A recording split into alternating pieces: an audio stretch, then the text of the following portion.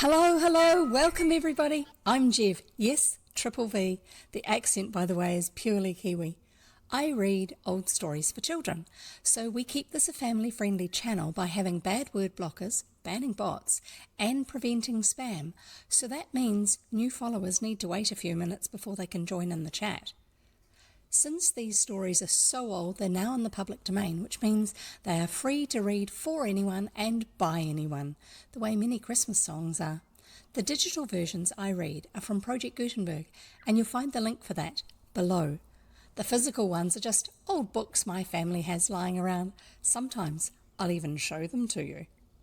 These, by the way, are live reads. Think of them as bedtime stories rather than actual audiobooks. You get the benefits of my mistakes, distractions, explanations, and terrible attempts at accents, along with plenty of chat and interruptions as we find out about things in the story. If you need to do work or chores, then that's fine. Just come and lurk. Please adjust your volume to suit. There are captions available if you have to be quiet or you have hearing challenges, but be warned, sometimes the captions aren't always that accurate. I am a member of the Codex, an awesome group of reading streamers on Twitch. People from many walks of life who share their love of reading, and you'll find links to the Codex reading team and our Discord server below. A special feature of the Codex Discord is the security channel for those of you who stream or moderate. You'll find lots of practical, useful information to help keep your stream and your community safe. So, hang around and come discover adventure with me. You never know what we'll find.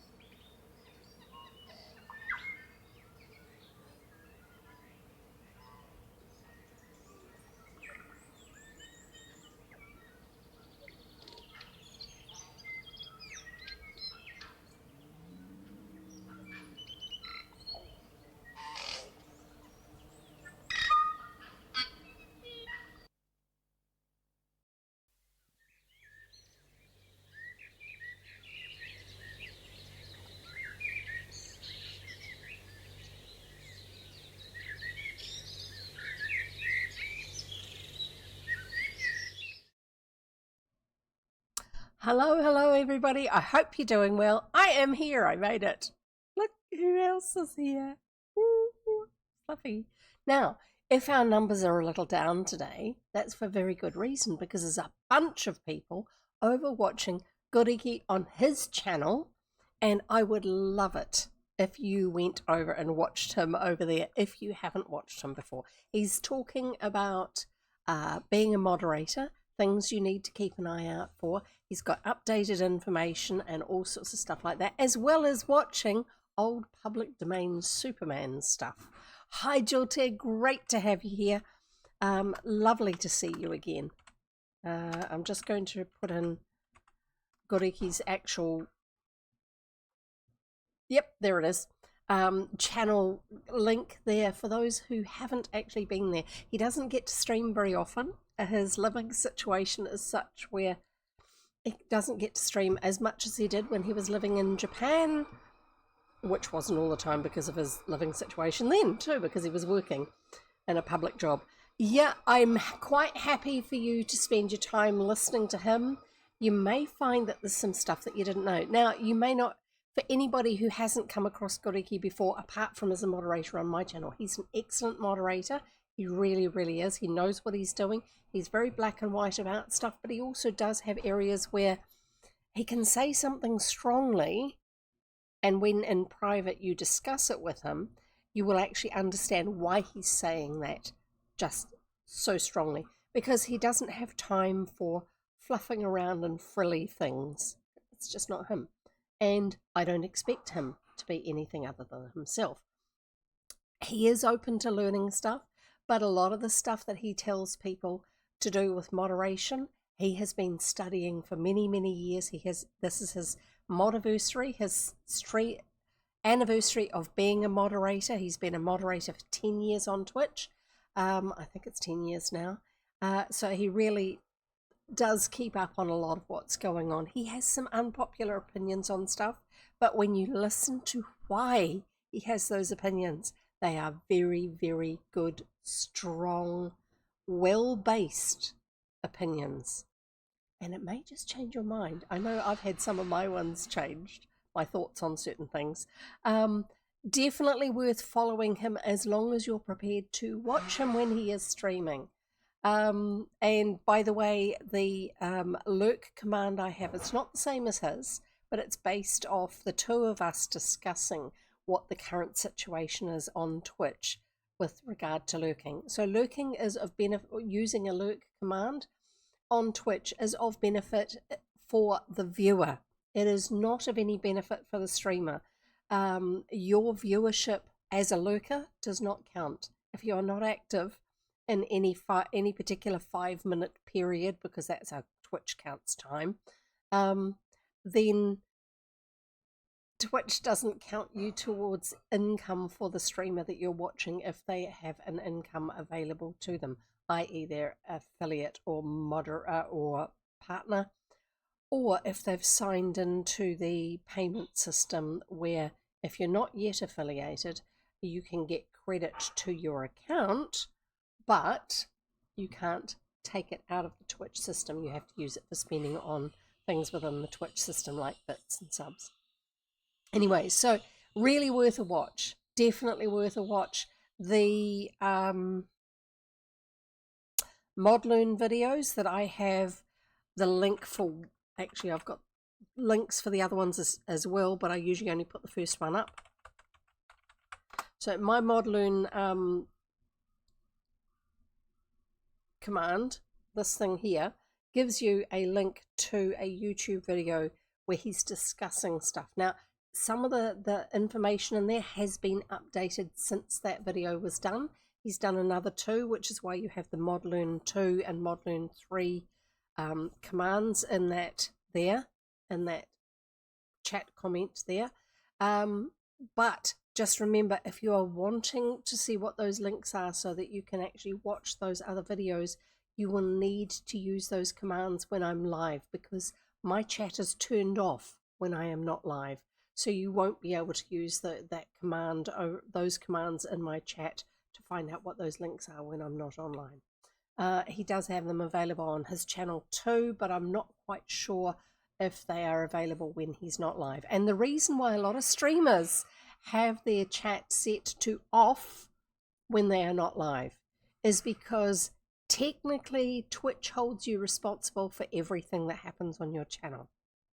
So if chatters get out of hand and someone reports it, it is the streamer, the owner of that channel, who gets pinged by Twitch, not the people who are getting out of hand in their behavior, unless those individuals are specifically individually reported. So that's why a lot of streamers actually have their chat turned off when they are not live. Right. Let's have a tips video. It may be very quiet around here today, so don't be surprised if it is, because like I say, Goody is currently streaming, and he's one of the ones who's usually here on a regular basis. And I don't expect him to be at the moment because he's streaming. So here we go. Let's see who we're going to have for our tips video today. We have got raccoons. Oh, good day. We've stumbled across the raccoons in his stream viewing habitat. Let's watch as he learns how to better enjoy the stream and make the most of his viewing experience.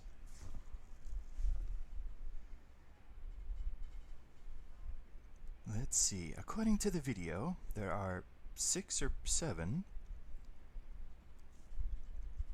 Number 1 would appear to be hydrate. We have our hydration right here. It's important to stay hydrated. It's good mentally and physically, and it's good for your vocal cords, other parts of your body, your mind. And that brings us to number 2. When the streamer does drink, you drink as well. Oh, what's this now? Oh, drinking. Drink. Did you drink now? Oh, you can indicate so by putting the water bottle emoji or thumbs up in chat. Next one, snacks. Ah, raccoons has snacks. There appears to be trail mix and what's that? Carrot cake. Ooh, that looks yummy. Oh, I guess we can't have any.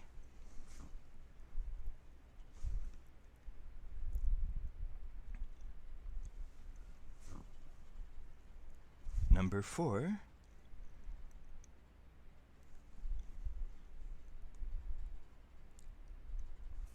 Is to get comfy. Well, Raccoons has his lucky blanket right here, and Raccoons also has a teddy. Who can say no to that? Don't you have a teddy? Maybe a different kind of plushie. Being comfy is good for the mind. Number 5, something to write with or write on, because you never know when you might need to look something up later. We have 2 sizes of pads right over there, 2 pens in case one has really bad ink. Good job, Raccoons. Oh, on second thought, never mind.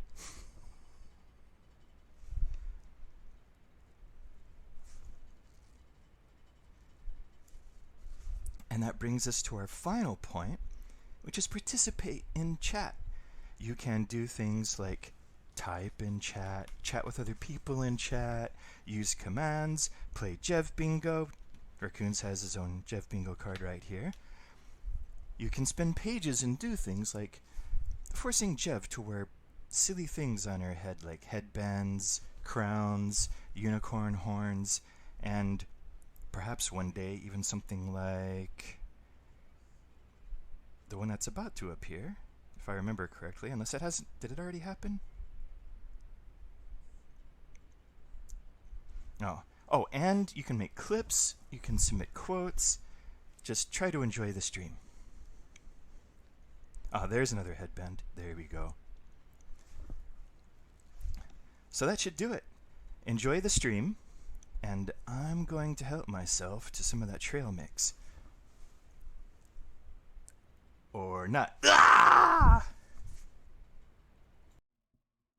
And welcome back.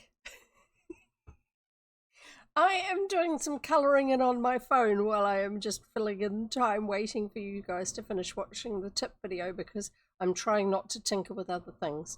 I'm doing currently It's one of the, yeah, I have to turn it so it doesn't get shine across the screen so that you can actually see what it's doing.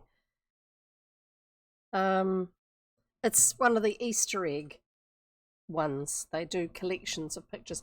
The program I use, if you are somebody who needs to have something to fiddle with while you're listening, so and your hands and your eyes are busy, if what you're doing is a listen to thing, not a watching thing, I use a program called Happy Color on my phone. I'm just trying to think if there was a big way of showing you the image for it, but there isn't. But that doesn't matter. And yes, it is a program that is basically ad sponsored, but what you can do if you are like me and you're a cheapskate, you can put up with the ads when you download the images that you want to color when you're scrolling through their collection, and then close the app, go offline, and then color those images. You just need to open them and tap on a color and put one color into an image, and it then saves it to your ones that you are currently working on. So I do that all the time. That's the way that I have access to them without being interrupted by ads, because the ads can be very intrusive if you are online at the time. So it's one of the things I do if I can't sleep in the middle of the night and I'm not wanting to play a game, like a computer game where I'm using a mouse and a keyboard. I don't tend to do controller games at night because there's only one or two games I've ever played with a controller anyway. So because of that, I will play Happy Color. Sometimes, I take a couple of things before I actually go to sleep that will help with sleeping, just to give it more value to it, different supplements. And they're ones that are better that you actually stay upright, not lying down to sleep for the first half an hour after you've taken them. So I will sit on the floor in the dark, semi-dark. We've got a little bit of a background light in the stairwell.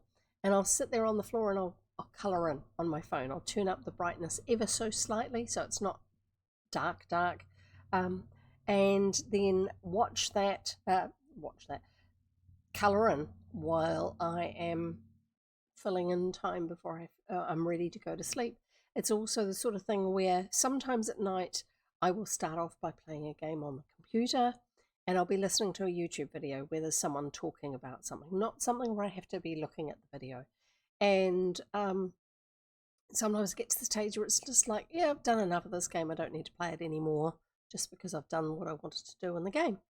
And so I will sit there and I'll colour in while I'm listening to the video, because I'm still not ready to go to sleep. And this is the big thing for me. If you are going through a phase of insomnia, what I have learned to do is not to worry about the fact that I can't sleep, but to do something else instead. Don't lie in bed trying to sleep, because it will just get you more and more frustrated and you'll wake up more and more. And also your body will start associating that sense of being wide awake and very restless with that physical space of being in bed. And it's a good idea not to do that. I do things like I keep all the lights off except for the really dim light that's in the stairwell. I have a little program I run on my toolbar on my computer that I can turn down all the lighting on my monitors. If you try and look at them during the day when they're turned down that far, it's hard going. It's not super dark, but it's definitely darker. And I also have the nightlight function, whatever it is that Windows has, that changes the color tone on your screen. So I have less of an impact from that. So I have had less migraines from lack of sleep, because that's one of my triggers, since I started doing this. One, get out of bed and do something else for a while. Do something that's semi-interesting so that your mind is occupied. You're twiddling your thumbs, you're chewing gum, sort of mental stuff. Something that you can give your mind something to focus on that's not really exciting, because when it's really exciting, You don't hear this silent, quiet, very small signals that your body sends your brain saying, I'm ready to go to sleep now. If it's too exciting, you won't hear that.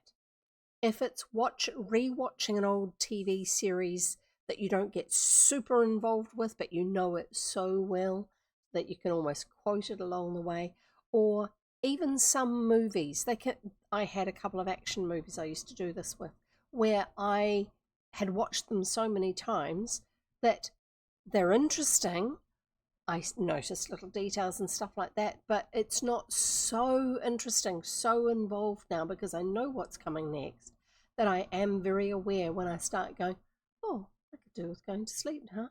I'm having a hard time keeping my eyes open, or whatever like that. And so I will then stop in the middle of whatever it was I was doing, get up and get into my next stage of seriously going to bed routine, which is taking the supplements, playing solitaire, or boring battleships, or boring colouring in, until I'm ready to actually go to sleep. And I go to bed, lie down, have a couple of wriggles just to sort of get comfortable, and I'm asleep. And I usually sleep for quite a while. Not super long, but I sleep solidly. I don't keep waking up because my body and my brain are ready to go to sleep. So if you need to, find your way of doing that sort of thing. I'm not wearing the dark purple t-shirt today because it's over there on my air purifier fan thing. Just giving it a break. Love it very much. I will be wearing it again. In terms of my crafting project that's coming up, I'm still waiting for it to arrive. I told you last time, I think, that no, I didn't tell you last time. I ordered it from the online department store that I regularly get stuff from. It's not Amazon, it's a New Zealand based one. I had thought I was ordering it from their own stock because it said it was in stock. When I looked at the order to see how progress was, I had a second look at it and realised that it said that it would be starting the delivery process in May. I thought it was the 29th of March that it said, but it said 29th of May. 29M was what my brain had taken in. It hadn't taken in the rest of the month name. And so I contacted them and they said, yeah, that's from one of our associated suppliers. The order goes through to them and then they ship it, and it's coming from Australia, and they obviously don't currently have stock. So there's nothing we can do about it. I was a little bit upset about it and told them so, because I was going to share what I was doing with you. I was going to build this little model. And they said, well, we can let them know that you want to cancel that order because it's gone through to their processing now rather than ours. And you get a refund back via us from them. We can't do anything further about that side of it, but we can initiate that for you, so that will happen. And then if you want to do something else about that, you can. It's because I was thinking, well, I can just cancel the order and then they can put the credit to my account. Well, actually, no, because it's handled through part of the group that they're part of. They have a buying group and a retailing group where the New Zealand one supplies some stuff to Australia. I don't know why, because this other one is huge. But there's some stuff that the New Zealand one does stock of that the one over there doesn't. They also have their own brand on some items too, so maybe that's what they supply to this other big online retail conglomerate. Anyway, so still have to wait to hear from the other ones to get back the money from the previous purchase so I can purchase the one that I now am going to get, which is actually a better kit. It's a little bit dearer, but not too much. Not undoable. There is a kit that I really want to get, but it's way too expensive at the moment for me to be able to get it. One day I'll get it. Maybe we'll have a collection of little bookshops and libraries, little miniatures over here in the background. Wouldn't that be lovely? Ones that I just do on a crafting session from time to time. But I will also need to do things like get some glue and get some fine nose tweezers and things like that to be able to put some things together. and bookshop, because books, why not? Anyway, so enough of that ramble and chit chat. We are going to read some more of Tom Swift and his Submarine Boat. Alternative name up above. Also known as, let me find out. Oh, Under the Ocean for Sunken Treasure. Hi, Jonathan. Great to have you here. Goriki is actually currently streaming for his modiversary. 10 years. He's been 10 years being a moderator on Twitch. And so he's doing some stuff about moderating, not as much as he has done some of the other times. He's still talking, but he's giving updates on some of the things, like the status of lurking now, the fact that Twitch have finally admitted that they don't count lurkers when it comes to financial contributions to streamers. And a lot of these are things that people have drawn these conclusions of, and Twitch have finally owned up that that's the way it's working. And a lot of their counting, oh no, Jonathan, tried to call in, but our internet was struggling. Well, welcome here. I'm so sorry you missed out on that other one. He will be having the VOD available for it if anyone wants to watch it later. But he's also going to be doing the next phase of the public domain Superman episodes, which have even more of the little animation joined together bits and things like that. And there's apparently Lex Luthor is actually done in the actual episodes now. And the Lex Luthor that's in these particular episodes is the one that was used as the basis for later visual interpretations of Lex Luthor, the character, in anything to do with Superman. So that's quite intriguing. He's got all sorts of information about that too. So if you want updated moderator information, do have a watch of the VOD once he's finished, or it's fine if you want, for anyone who does have supportive internet for it, to go and watch him. I don't mind. I would love it if he got plenty of support over there. I do know he got a contribution on Throne for one of the gifts that he's saving up for, because I made it and I used some of my Throne credit. But yeah, go and have a look if for those of you who can, and if you can't, that's okay. I understand. But yeah, there are all sorts of bits and pieces where he's bringing little updates on various information. It's worth keeping an ear out. Now, if you are not a streamer or a moderator, it is still worth having a look at that sort of information, because it's good for you to understand the sort of things that are problems that you don't even realize are going on, or problems in streaming spaces. So the fact that there are bots, the fact that some bots steal, and they steal your information.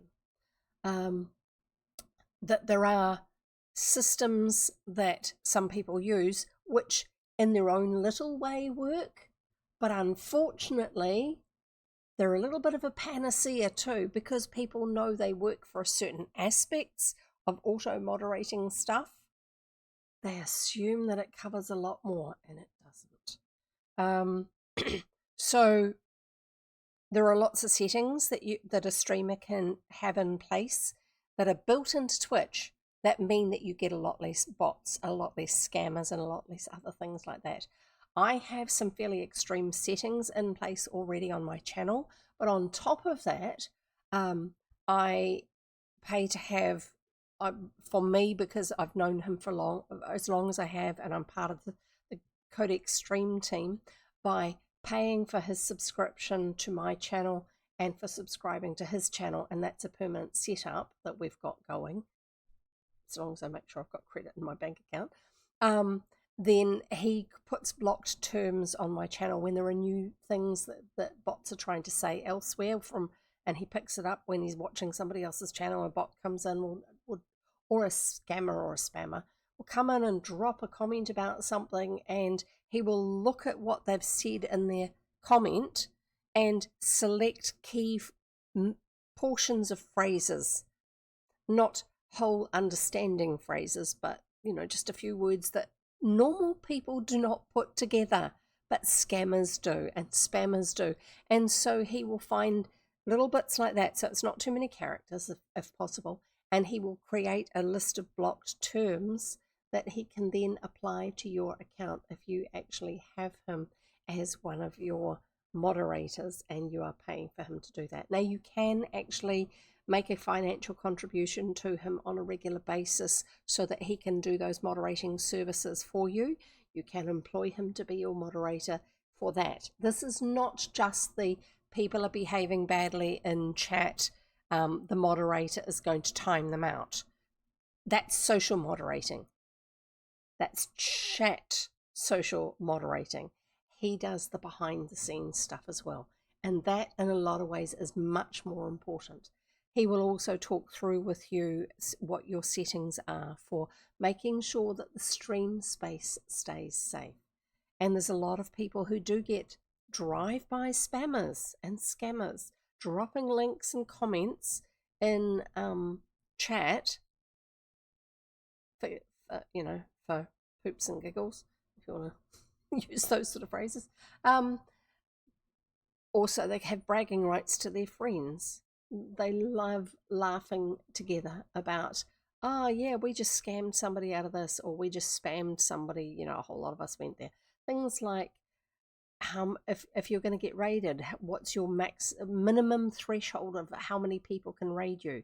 If you have it set to the absolute minimum of 1, then they will get together. They will coordinate, probably on their own private Discord server, and come through, and every one of them will do a raid as one individual person, and it gets really disruptive because you get all the notifications, and the streamer, especially if they're a small streamer. Oh, hi Shu, lovely to have you here, and thank you for setting up the circle of shilly shally. What have we got going to happen here? Pom-poms. Oh, lovely.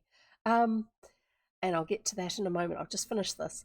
And so they will come and they will be disruptive. If someone is a small streamer, they're not used to getting lots and lots of people raiding. And so if you get a whole lot of one person at a time raids, it's really disruptive, because it's like, oh, what's going on? What's going on? Having the what's going on thing is amusing, especially if it's just 1 or 2 on its own. But when it's constant, not so much. And a lot of people just do it for the fun of it, which they enjoy, feeling superior because they disrupted the streamer. So there's a lot of things like that, which as a viewer are a really good idea to stay aware of, that these things can happen. There are things like, there are services where people will subscribe to them. I've actually got somebody who has me as a banned viewer, where I can't interact with a co-streamer that they stream with on a regular basis when they are streaming with them, because of my stance on Seribot. Because my stance on Seribot is I won't use it. I used to use it. It does some jobs really well. The guy who's created it has created some additional things it does, and it does those things quite nicely. But it does not deal with lurking bots. It will not ban anyone until they actually put something in chat. And that's a big danger, because the ones that lurk steal information. And you don't know that they're stealing information if they are there lurking and they haven't been banned. Also, the recommended sequence that was set up is block, then ban. Actually, no, it's better to ban and then block. It works differently because they have different functions. Block means they can't interact with you, the specific streamer. It's nothing to do with viewership of your channel. Yeah. So all sorts of things like that. Right, pom-poms. Let's get pom-poms. And I'm not going to get into a full-on rival stream to Goriki's one at the moment, because as far as I know, he's still happily streaming over on his channel and telling everybody about the various developments that are going on and who is a good idea to follow on various social medias, to be able to stay aware of things that are changing.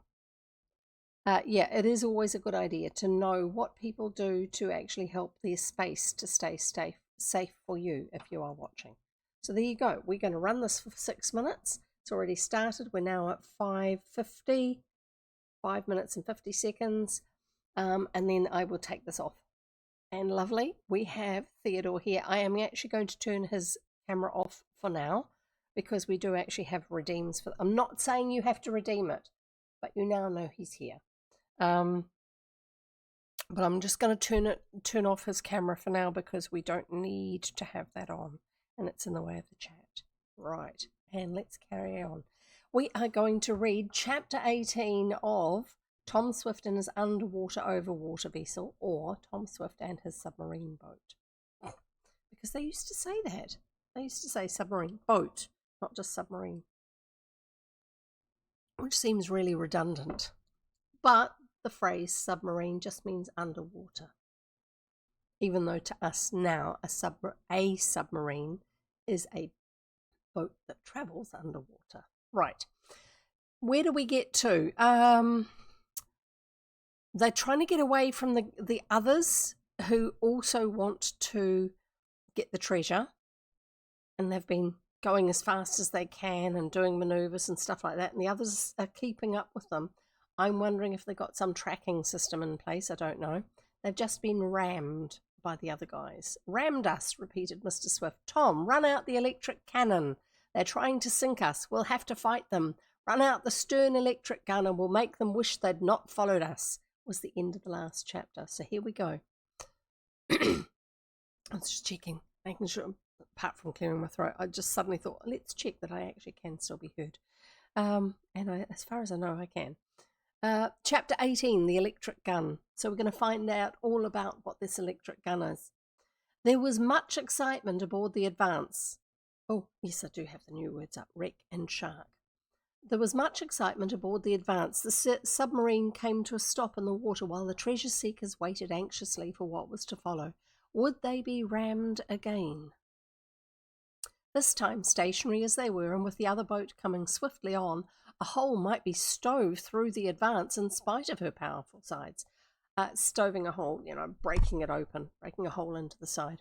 They had not long to wait. Again there came a jar, and once more the Swift's boat careened, got knocked sideways, basically. But the blow was a glancing one, and fortunately did little damage. They certainly must be trying to sink us, agreed Captain Weston. Come on, Tom.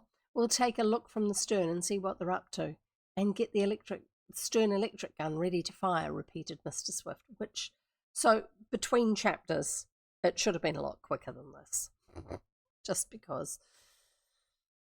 We must protect ourselves, Mr. Sharp. We must protect ourselves. Mr. Sharp and I will go to the bow. There is no telling what they may do. They're desperate and may ram us from the front. Tom and the captain hurried aft.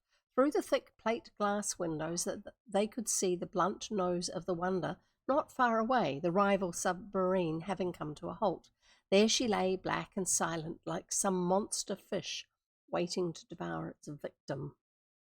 There doesn't appear to be much damage done back here, observed Tom. No leaks. Guess they didn't puncture us. Perhaps it was due to an accident that they rammed us, suggested the captain. Well, they wouldn't have done it if they hadn't followed us so close, was the opinion of the young inventor. They're taking too many chances. We've got to stop them. What is this electric gun your father speaks of? Sorry, I've just realised I haven't actually put a Tide marker on my water bottle. I've got the other one, so I didn't do the other one of them. Start.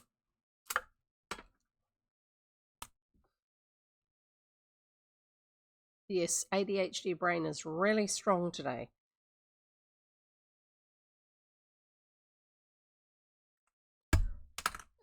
I did the other ones, but this one had not been updated. So my shame bottle, that was how much extra that has been drunk.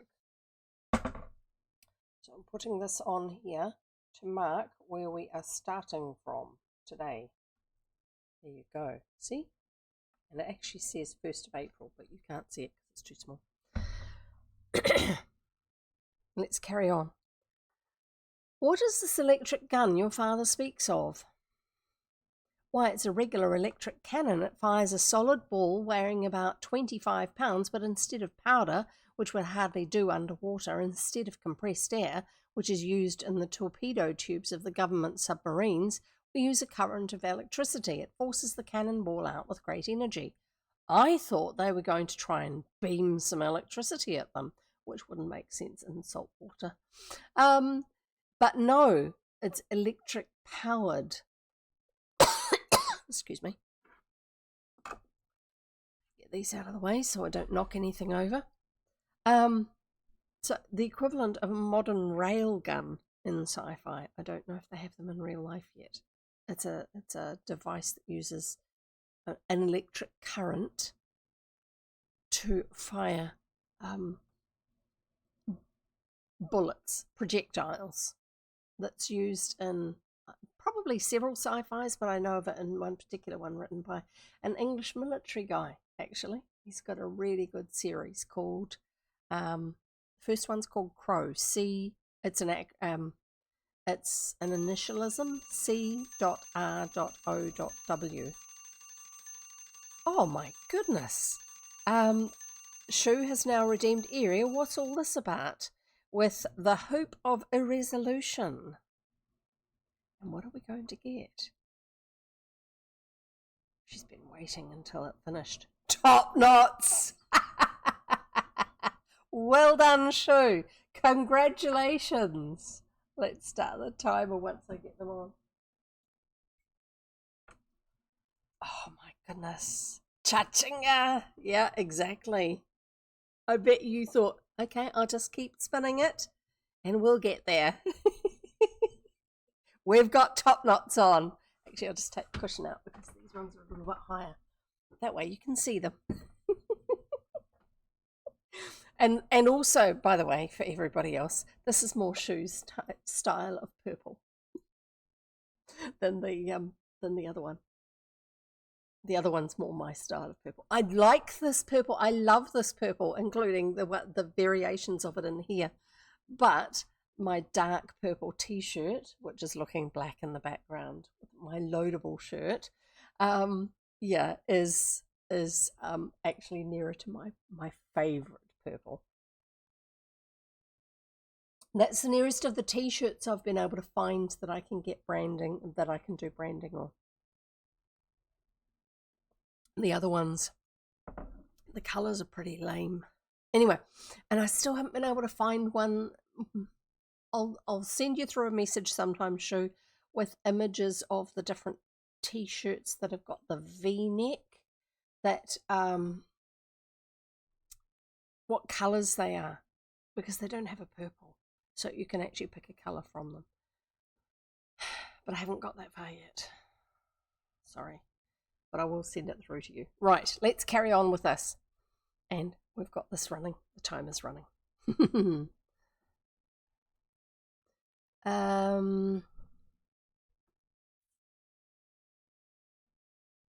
I've just realised it doesn't actually post the announcements in here. Time for the hoop of resolution. And then it didn't put Top Knots as the winner, but it did put Shu's comment Chachinga. I don't know, I'll have to find out why it does that. It's probably one setting I've got to change. Let's carry on. So now we've found out how this thing works. I wonder what they'll do next, observed the captain, peering through a bullseye. That's one of their, what has previously been referred to as plate glass windows. And I've talked about the old-fashioned glass with the circular pattern on it, with how they used to make it. We can soon tell, replied the youth. We'll go ahead, and if they try to follow, I'm going to fire on them. Suppose you sink them. I won't fire to do that, only to disable them. They brought it on themselves. We can't risk having them damage us. Help me with the cannon, will you please, Captain? The electric cannon was a long steel tube in the aft part of the submarine. It projected a slight distance from the sides of the ship, and by an ingenious arrangement could be swung around in a ball and socket joint, thus enabling it to shoot in almost any direction. It was the work of but a few minutes to get it ready, and with the muzzle pointing toward the Wonder, that's the other submarine, Tom adjusted the electric wires and inserted the solid shot. "Now we're prepared for them," he cried. "I think a good plan will be to start ahead, and if they try to follow, to fire on them. They've brought it on themselves." "Correct," spoke Captain Weston. Tom hurried forward to tell his father of his plan. "Where are the speaking tubes?" "Old ships had them. Why does the submarine not have them? They don't need to walk from one space in the submarine to another to give each other these messages. Unless you can't talk, unless you know, without knowing that the other person can see your hands waving around. I wave my hands around when I'm talking, but I do that even when I'm on the phone. I know the other person can't see me, but it helps me to think more clearly." Anyway, Tom hurried forward to tell his father of this plan. "We'll do it," cried Mr. Swift. "Go ahead, Mr. Sharp, and we'll see if those scoundrels will follow." The young inventor returned on the run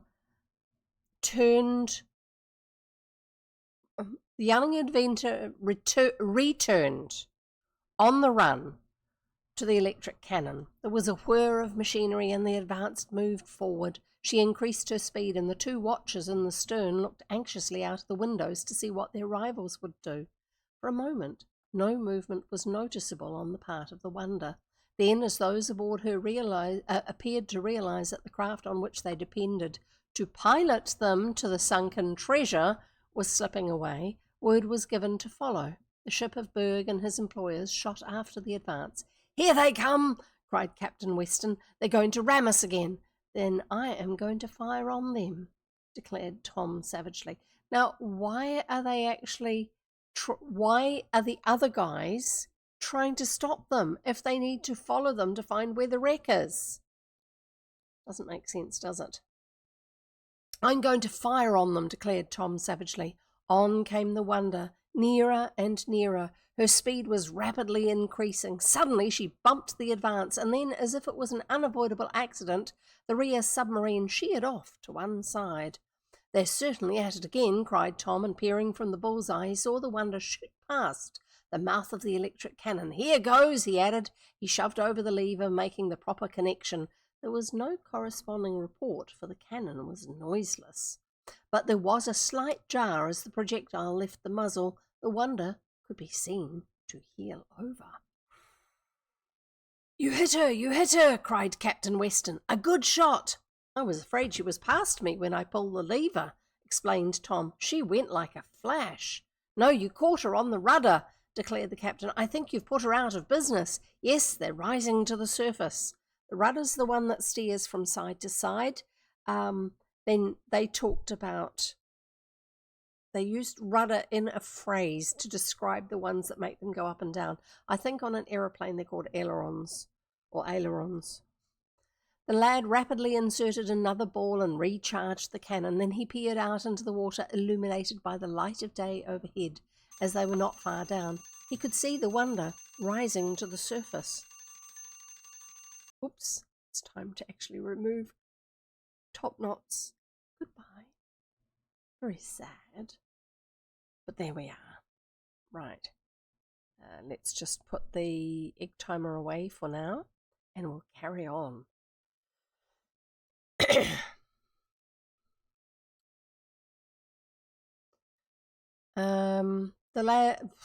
He could see the Wonder rising to the surface. Clearly something had happened. "Maybe they're going to drop down on us from above and try to sink us," suggested the youth, while he stood ready to fire again. "If they do—" His words were interrupted by a slight jar through the submarine. "What was that?" asked the captain. "Dad fired the bow gun at them, but I don't believe he hit them," answered the young inventor. "Wonder what damage I did. I guess we'll go to the surface and find out."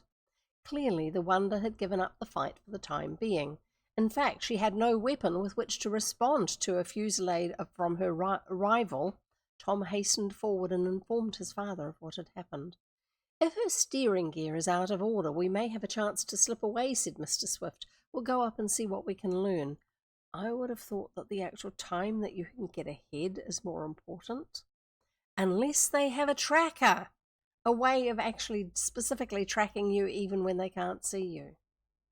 A few minutes later, Tom, his father, and Captain Weston stepped from the conning tower, which was out of the water, onto the little flat deck. A short distance away lay the Wonder, and on her deck was Berg and a number of men, evidently members of the crew. "Why did you fire on us?" shouted the agent angrily. "Why did you follow us?" retorted Tom. "Well, you've broken our rudder and disabled us," went on Berg, not answering the question. "You'll suffer from this. I'll have you arrested." "You only got what you deserved," added Mr. Swift. "You were acting illegally, following us, and you tried to sink us by ramming my craft before we retaliated by firing on you."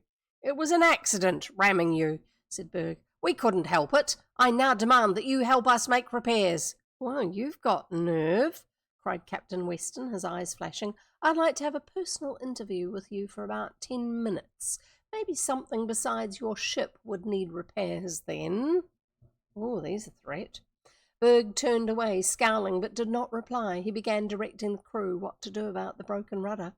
"Come on," proposed Tom in a low voice, for sounds carry very easily over water. "Let's go below and skip out while we have the chance. They can't follow now, and we can get to the sunken treasure ahead of them." "Good advice," commented his father. "Come, Captain Weston, we'll go below and close the conning tower," which they should have done in the first place. They didn't need to go up and see what was going on. 5 minutes later, the Advance sunk from sight, the last glimpse Tom had of Berg and of his men being a sight of them standing on the deck of their floating boat, gazing in the direction of their successful rival. The Wonder was left behind, while Tom and his friends were soon once more speeding toward the treasure wreck. That's the end of the chapter, but the next chapter is chapter 19, and it's called Captured. I don't think it's the last we're going to see of Berg and his crew. What do you think? Sorry, I've got an itchy eye.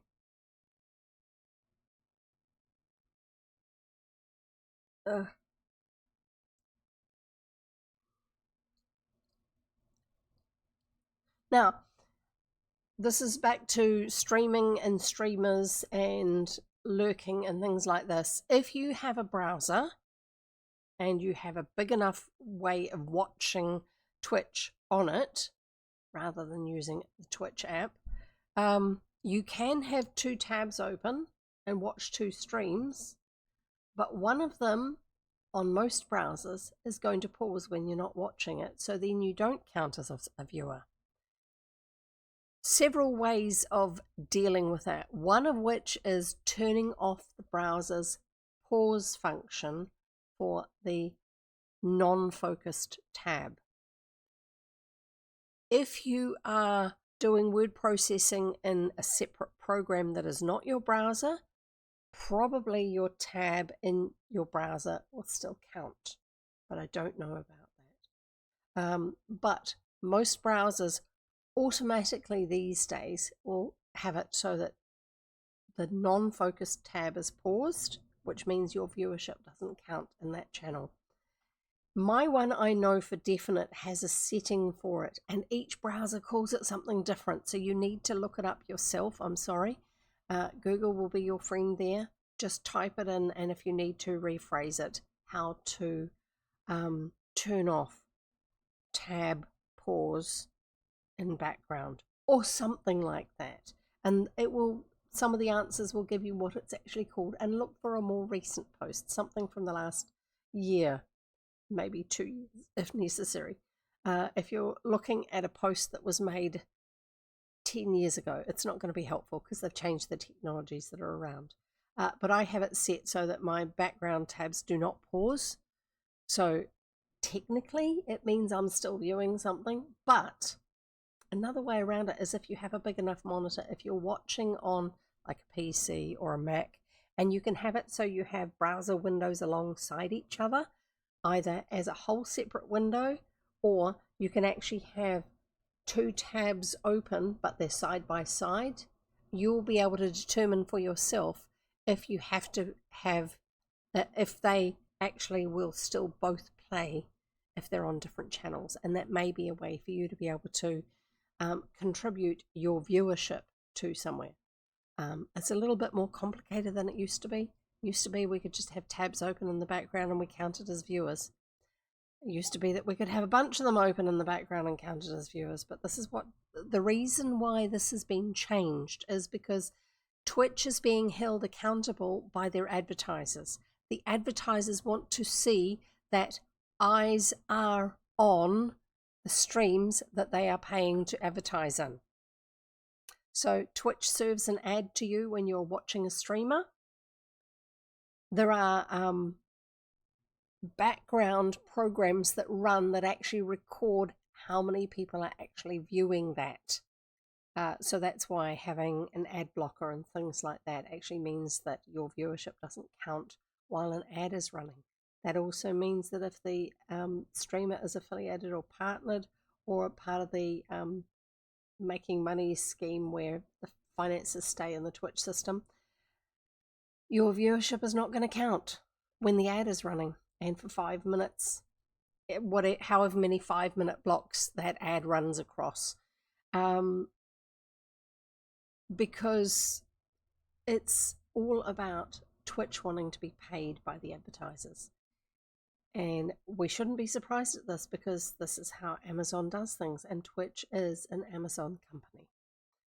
It's actually, they don't exist to provide a service, they exist to make money, like most big corporations, most businesses. Business owners can't afford to subsidize normal things. They're already supporting things enough as it is without actually being put out of business because they can't afford to run their business. They're not charitable organizations that receive donations that they are giving to us. This is why if you are not receiving services or product from a business that you are associating with, that you're doing business with, like on programs like games and apps, you are the product. Your eyes on the ads that run in that program, in that app, in that game, you become the product. Your eyes watching that ad are the product that the provider of that service game app is being paid to host the ads for. So yeah, anything that means that you don't see the ads means that whoever you feel that you are trying to support by watching their streams, but if you're using an ad blocker, you're not watching the ads, you can't actually provide that financial support unless you do something like subscribe. And if you can't afford to subscribe, then please just let the ads run. Watch something else on your phone instead of on your PC or whatever you usually watch on, to keep yourself occupied while the ads run. Yeah, right. Go and find out more of Goriki because he really knows what he's talking about with that sort of stuff. Chapter, and also public domain Superman. Chapter 19, captured. Oh dear, what's going to happen? Down deep, advised Captain Weston as he stood beside Tom and Mr. Swift in the pilot house. As far as you can manage her and then forward. We'll take no more chances with these fellows. The only trouble is, replied the young inventor, that the deeper we go, the slower we have to travel. The water is so dense that it holds us back.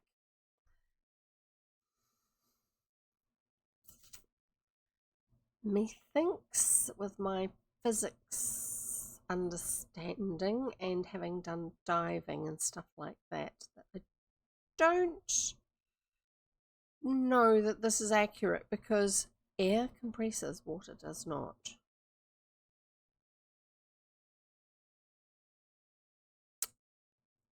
We'll have to just let it go.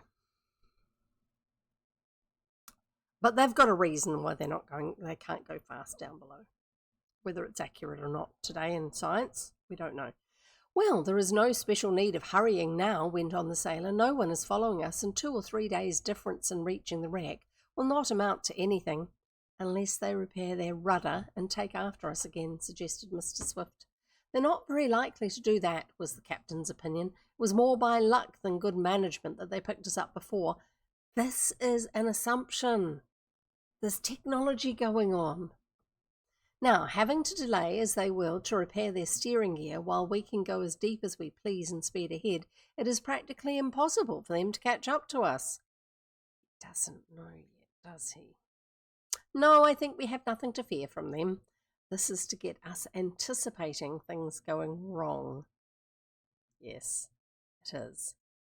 We know this. Oh dear. But though danger from Berg and his crowd was somewhat remote, perils of another sort were hovering around the treasure seekers. And they were soon to experience them, so maybe capture wasn't Berg and his crew. It was much different from sailing along in the airship, Tom thought, for there was no blue sky and fleecy clouds to see, and they could not look down and observe far below them cities and villages, nor could they breathe the bracing atmosphere of the upper regions. But if there was a lack of the rarefied air of the clouds, there was no lack of fresh atmosphere. The big tanks carried a large supply, and whenever more was needed, the oxygen machine would supply it. So they've got something that actually processes something?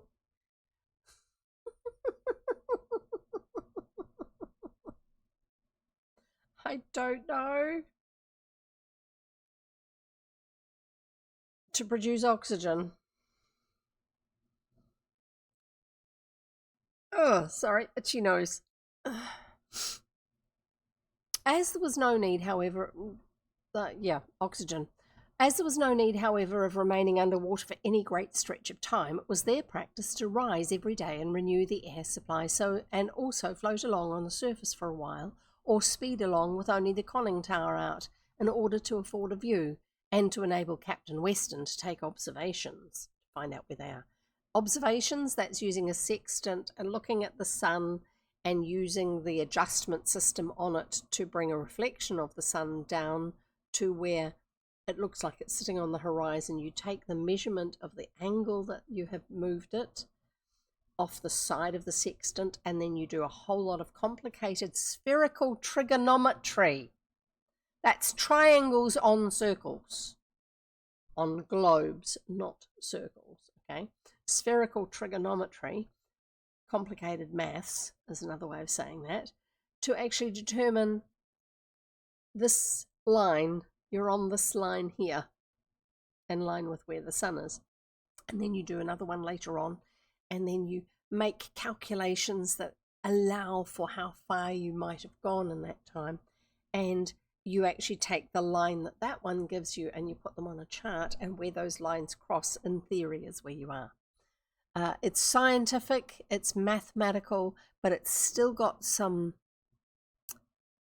educated guesswork involved with it as well. But you need to do the serious maths and look up numbers and special log tables and all sorts of things, having done it before and not having any memory whatsoever of how to do it because it's so complicated. Yeah, it's quite complicated. Nowadays, you actually have machines that do it for you. So that was what the Captain Weston, taking his observations, that's what he's doing. But care was always exercised to make sure no ships were in sight when emerging on the surface, for the gold seekers did not want to be hailed and questioned by inquisitive persons. It was about 4 days after the disabling of the rival submarine, and the Advance was speeding along about 1.5 miles underwater. Tom was in the pilot house with Captain Weston. Mr. Damon was at his favourite pastime of looking out of the glass side windows into the ocean and its wonders, and Mr. Swift and the balloonist were, as usual, in the engine room. "How near do you calculate we are to the sunken wreck?" asked Tom of his companion. "Well, at the calculation we made yesterday, we're within about 1,000 miles of it now, so that's still quite a way off. We ought to reach it in about 4 more days if we don't have any accidents, so it's 250 miles a day." "Yeah, that's a fairly fast yacht." "And how deep do you think it is?" went on the lad. "Well, I'm afraid it's pretty close to 2 miles, if not more. It's quite a depth, and of course impossible for ordinary divers to reach, but it will be possible in this submarine and in the strong diving suits your father has invented for us to get to it. Yes, I don't anticipate much trouble in getting out at the gold once we reach the wreck, of course." The captain's remark was not finished. From the engine room there came a startled shout. "Tom! Tom! Your father's hurt! Come here, quick!"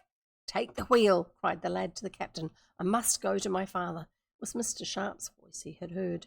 Racing to the engine room, Tom saw his parent doubled up over a dynamo, while to one side his hand on a copper switch stood Mr. Sharp. "What's the matter?" shouted the lad. "He's held there by a current of electricity," replied the balloonist. "The wires are crossed." "Why don't you shut off the current?" demanded the youth as he prepared to pull his parent from the whirring machine.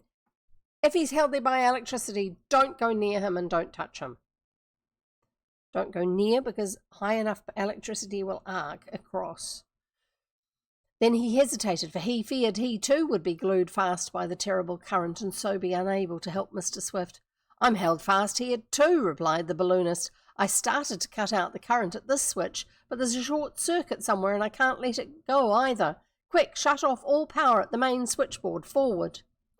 I do hope they haven't got metal switches everywhere. Tom realised that this was the only thing to do. He ran forward and with a yank cut out all the electric wires. Manually turned them off by doing the one switch. "Oh, hi Goriki and friends! 5 of you! Wonderful! Welcome, welcome! We have fired an electric cannon at the enemy and damaged their rudder, so they're up on the surface trying to fix it. We think that they are not following us, and all sorts of stuff like that. And now, oh, that's the wrong one. And now we've got the elder inventor, it didn't actually use that phrase this time, is stuck on an electric dynamo because he is being electrocuted by it and it is holding him in place. Oh no! We don't know what's going to happen. Time for the extractor of irresolution. What are we going to get? I hate when that happens, says Knight Rider. Hi, Knight Rider. Great to have you here too, by the way. Hearts. Lovely. Nice choice.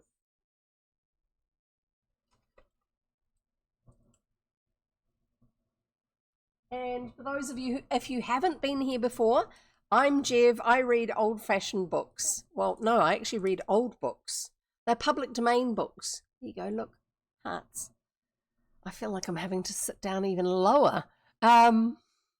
I read old books, public domain books, and we are currently reading Tom Swift and his Submarine Boat.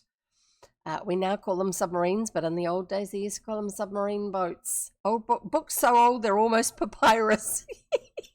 Exactly. The thing is, I grew up reading a lot of books that were older than this one. I mean, this was published in 1910, but I grew up with books that were older than these. And I was reading the physical copies of them because books were expensive. And if someone in a family was given a book, you held on to it, you treasured it, you looked after it, you shared it with others in your family. And so they were still around by the time I came along. And being the avid reader that I was, I read them. So it's quite fun, actually. My dad is not a big reader, but he has been rediscovering some of the books that he remembers from when he was a kid and a young adult, and he's been really enjoying them. He has not got a particularly advanced reading age just because he's more of an outdoors and physically doing stuff sort of a person. He doesn't enjoy reading, but he really enjoyed them. So old books like Captain's Courageous and True Blue and a whole lot of stuff like this. So yeah, unfortunately, because of my background, you can't actually see the hearts very well. Cuneiform tablets, says Knight Rider. Yes, I do call them cuneiform because I first came across the word as a written word, not as a spoken word, and that's how, as a kid, I read it. It's like the name Penelope. When you first see it written down, if you're a kid, because it's got so many syllables in it, don't be surprised if a child reads it as Penelope. Penelope. Look at it, and you'll see why I'm saying that. Yeah, it does involve your brain switching a couple of letters around, but it's not surprising. I'm just going to adjust my image in the background when I find it. Background, there it is. Filters. I'm just going to make it so it's slightly darker. If I can. Put that over there. That's not really helping yet. So I hope you've been having fun. How many episodes did you watch? And did anything really wild happen in the background, in the stories? Contrast. There you go. That makes it a little bit more visible. It's a little bit stormy where they are, aren't they? Oh yeah, as a child I did a lot of that. I thought Beethoven was pronounced be thou then. Yes, because it looks like that, doesn't it? Especially if it's words and names that come from other languages. So yeah, definitely. Thank you for adding those block terms, Goriki. I do appreciate it. Just one episode. Oh my goodness. I was expecting you to carry on and be finishing when I was finishing. 11, 12, 1,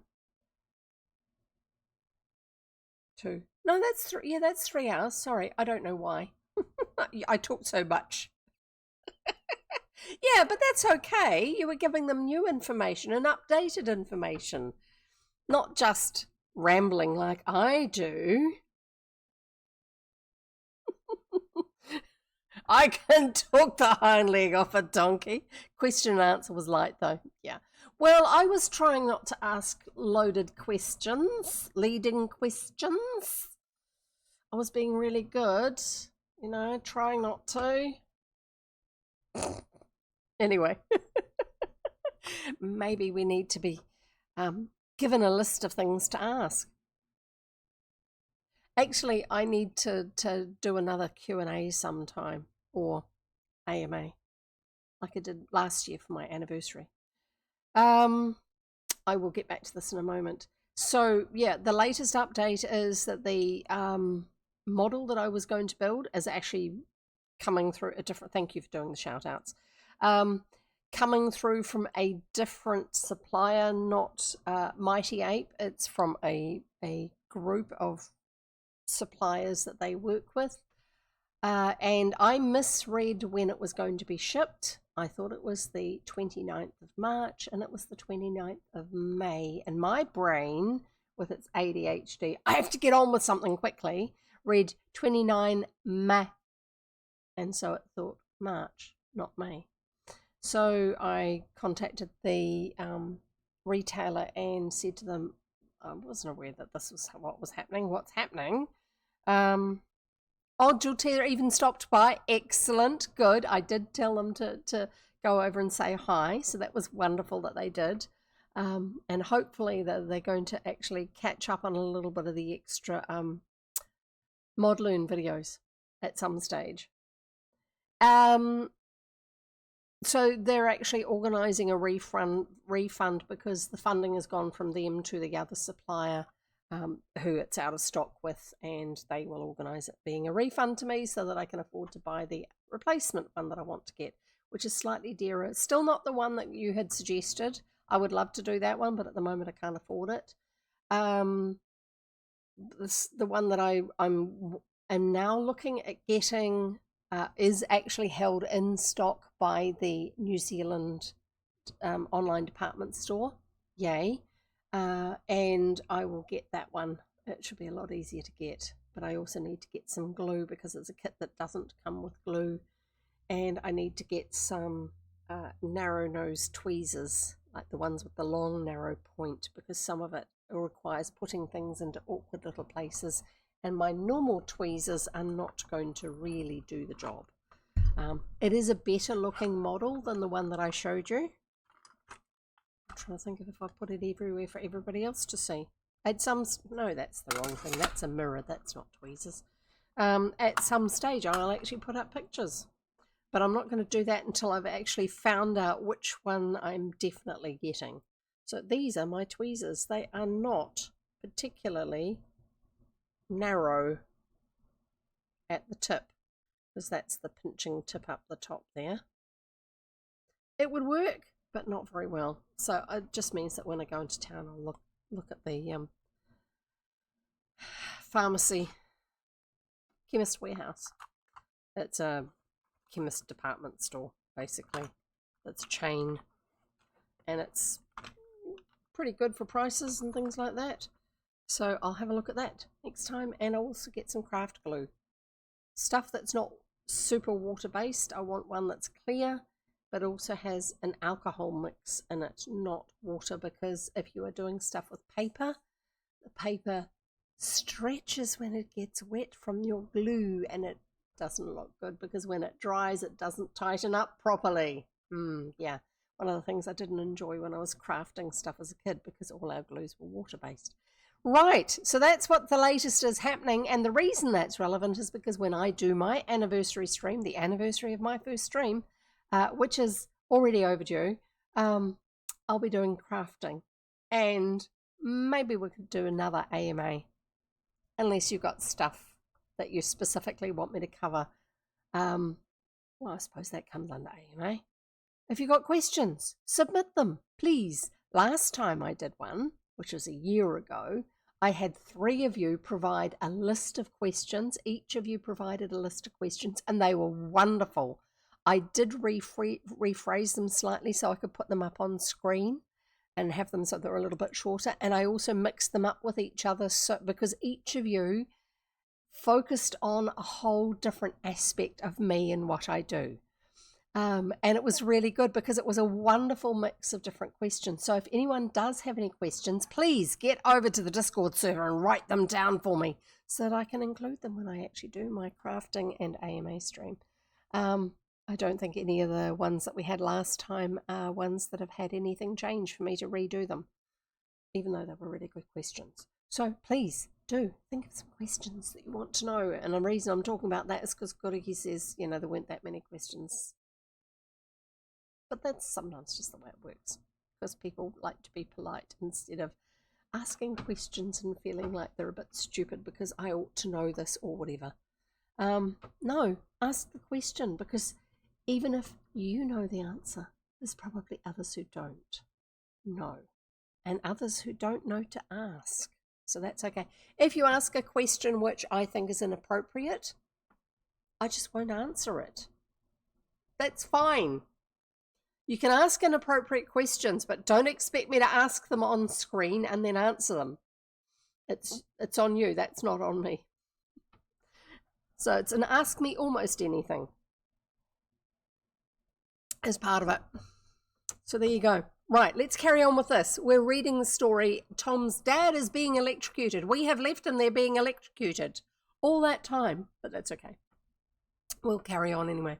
Tom realised that turning off the main power switch was the only thing to do. He ran forward and with a yank cut out... Oh, hang on. I didn't start the egg timer. Extra crispy by now. Yes, indeed, he is extra crispy by now. Let's start the egg timer. Where is it? Egg timer, there. I have to lean forward because my seat's a bit too low. And it wasn't even top knots. Tom realised this was the only thing to do. He ran forward and with a yank cut out all the electric wires. With a sigh of relief, Mr. Sharp pulled his hands from the copper wire where he'd been held fast as if by some powerful magnet. His muscles cramped by the current, because that's what happens, folks. The electricity runs through a muscle and it causes the muscle to contract. So if you have your hand on something like a wire, it causes these muscles to contract, and when they contract, they curl around and they hold on, and much as you want to let go, you cannot overcome the electricity that is causing those muscles to contract. This is why you don't try to pull someone off, because you also will have your muscles contract because you are not insulated from them, and the electricity going through them will go through you as well. Yes, as well as getting burnt by the electricity. Not nice. In fact, it can be very dangerous. Let's read on and find out if he was burnt by it. With a sigh of relief, Mr. Sharp pulled his hands from the copper where he had been held fast as if by some powerful magnet. That's the balloonist, Mr. Sharp. Fortunately, the electricity was of low voltage and he was not burned. The body of Mr. Swift toppled backward from the dynamo as Tom sprang to reach his father. "He's dead!" he cried as he saw the pale face and the closed eyes. "No, only badly shocked, I hope," spoke Mr. Sharp. but we must get him to fresh air at once. Start the tank pumps, we'll rise to the surface. The youth needed no second bidding. Once more turning on the electric current, he set the powerful pumps in motion, and the submarine began to rise. Then, aided by Captain Weston and Mr. Damon, the young inventor carried his father to a couch in the main cabin. Mr. Sharp took charge of the machinery. Restoratives were applied, and there was a flutter of the eyelids of the aged inventor. I knew it was coming. Aged inventor, let's all drink water. To that shame. Aged. Makes him sound like he's a doddering old fool. Or aged inventor, but aged is actually easier to say in this context. I think he'll come round all right, said the sailor kindly as he saw Tom's grief. Fresh air will be the thing for him. We'll be on the surface in a minute. I don't know what restoratives were applied. I'm thinking something like smelling salts. Up shot the Advance while Mr. Sharp stood ready to open the conning tower as soon as it should be out of the water. Mr. Swift seemed to be rapidly reviving. With a bound, the submarine, forced upward from the great depth, fairly shot out of the water. There was a clanking sound as the aeronaut opened the airtight door of the tower, and a breath of fresh air came in. The aeronaut is the ex-balloonist Mr. Sharp. That's why he's referred to as an aeronaut, not an aquanaut. Submariner. Can you walk, Dad, or shall we carry you? Asked Tom solicitously. Oh, I'm feeling better now, was the inventor's reply. I'll soon be all right when I get out on deck. My foot slipped as I was adjusting a wire that had gotten out of order, and I fell so that I received a large part of the current. I'm glad I was not burned. Technically, he should have been. I don't know why he isn't. Was Mr. Sharp hurt? I saw him run to the switch just before I lost consciousness. No, I'm all right, answered the balloonist, but allow us to get you out to the fresh air. You'll feel much better. Mr. Swift managed to walk slowly to the ladder leading to the conning tower, and thence to the deck. The others followed him. As all emerged from the submarine, they uttered a cry of astonishment. There, not 100 yards away, was a great warship, flying a flag which, in a moment, Tom recognized as that of Brazil. Okay, are we at war with Brazil? Is this a problem? Maybe they're out doing manoeuvres. The cruiser was lying off a small island, and all about were small boats filled with natives. Locals, we call them now. Native sounds a little bit derogatory. Who seemed to be bringing supplies from land to the ship. At the unexpected sight of the submarine bobbing up from the bottom of the ocean, the natives uttered cries of fright. The attention of those on the warship was attracted, and the bridge and rails were lined with curious officers and men. It's a good thing we didn't come up under that ship, observed Tom. They should really have been looking what was above them before they came up in a hurry, so that they could steer a little bit of different direction if necessary. They would have thought we were trying to torpedo her. Do you feel better, Dad? He asked, his wonder over the sight of the big vessel temporarily eclipsed in his anxiety for his parent. Oh, yes, much better. I'm all right now, but I wish we hadn't disclosed ourselves to these people. They may demand to know where we are going, and Brazil is too near Uruguay to make it safe to tell our errand. Oh, yeah, I didn't talk about that, did I? Yeah, treasure. Remind me to tell you about treasure and the sea. They may guess it, however, from having read of the wreck and our departure. Oh, I guess it'll be all right, replied Captain Weston. Again. We can tell them we're on a pleasure trip. That's true enough. It would give us great pleasure to find that gold. Let's just turn this off for a minute. There you go. Bye-bye, hearts. K-word wreck. Oh, hang on. Yes, having read of the wreck. Very good. This is our first use of it for wreck. Now, yes, I do still have it from when it was lad, but I wrote on there that it got to this level for lad. I should probably have just taken it off and started it again with the new words, because the second half of the book has other words dominating. Right, let's actually, I'll leave that open. I'll probably need it again. cushion. What did you have for lunch and dinner, you guys? I had fried potato again. Actually, no, it was roasted potato that I refried to heat it up. It's very yummy. And no, I'm not mad about potato. It's not my favourite vegetable, but if it's leftovers in the fridge and it tastes yummy when you fry it, I'm going to do so. Also, it's got a lot of different vitamins and minerals in it. And a lot of people who are anti-potato don't seem to realise it, especially if you normally have it with the skins on. It's got even more vitamins and minerals and lots of fibre, which is good for you. Roasted potatoes in our house don't have the skins on, but all the other ones we eat do, including mashed potatoes. We have our roughly mashed potatoes. They are smashed potatoes rather than creamy, because I don't actually like the gluey texture of creamy potatoes. Anyway, let's carry on. Had to go AFK. What are we talking about? Frying again? Potatoes! Potatoes are not my favourite food, but when they're fried in butter to reheat them, yum! Or if they're roasted, well roasted. I'm not very good at roasting them. So, yeah. We're not talking about frying Mr. Swift. Let's carry on and find out what's going to happen here, because I think with a chapter called Captured, they're going to be taken and held by the Brazilian Navy for some reason. He got fried enough, he did, definitely. Regardless of the fact that this is a work of fiction, I think sometimes this era of books might have been responsible for some childhood injuries that happened because they didn't science well enough.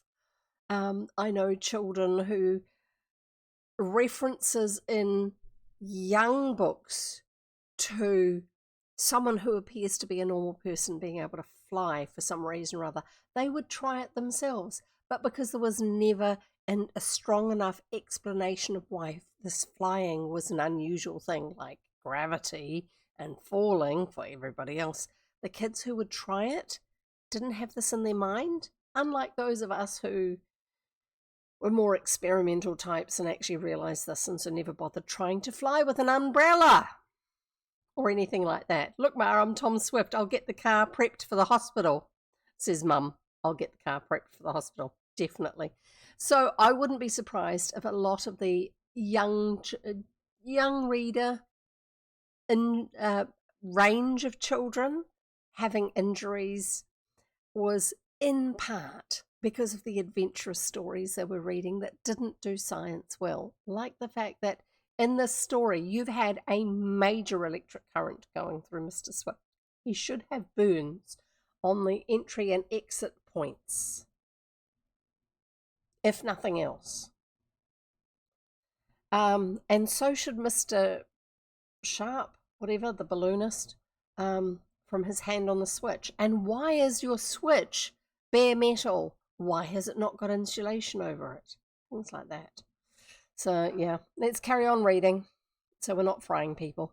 We're frying potatoes instead. We'll tell them that we're on a pleasure trip. That's true enough. It would give us great pleasure to find the gold. There's a boat with some officers in it, to judge by the amount of gold lace on them, putting off from the ship, remarked Mr. Sharp. That's the balloonist. Ha! Yes, evidently they intend to pay us a formal visit. Because it's the officers, that's why it's formal, observed Mr. Damon. Bless my gaiters, though, I'm not dressed to receive company. I think I'll put on my dress suit.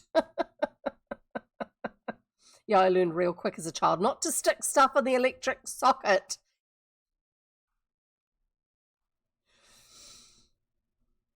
So we'll find out what Mr. Damon's going to do. It's too late, advised Tom. They'll be here in a minute.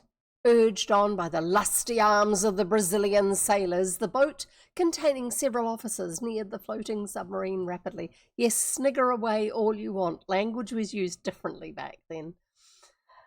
Ahoy there, called an officer in the bow, his accent betraying his unfamiliarity with the English language. I am not going to try and do an accent on that. What craft are you? Submarine Advance, from New Jersey, replied Tom. Who are you? Brazilian cruiser, San Paulo. I thought it was Sao Paulo, was the reply. Where are you bound? Went on the officer. On pleasure, answered Captain Weston quickly. But why do you ask? We're an American ship sailing under American colours. Is this Brazilian territory? If there's an island there and it's off the coast of Brazil, it is most likely Brazilian territory, because there's a territorial boundary of at least 200 miles, according to international agreement from many, many years ago. My cousin was driving his laundry basket and stuck the car keys in the outlet. Oh no! Not good. Not good at all. Very ouch. I agree with you there, Night Rider. Oh my goodness.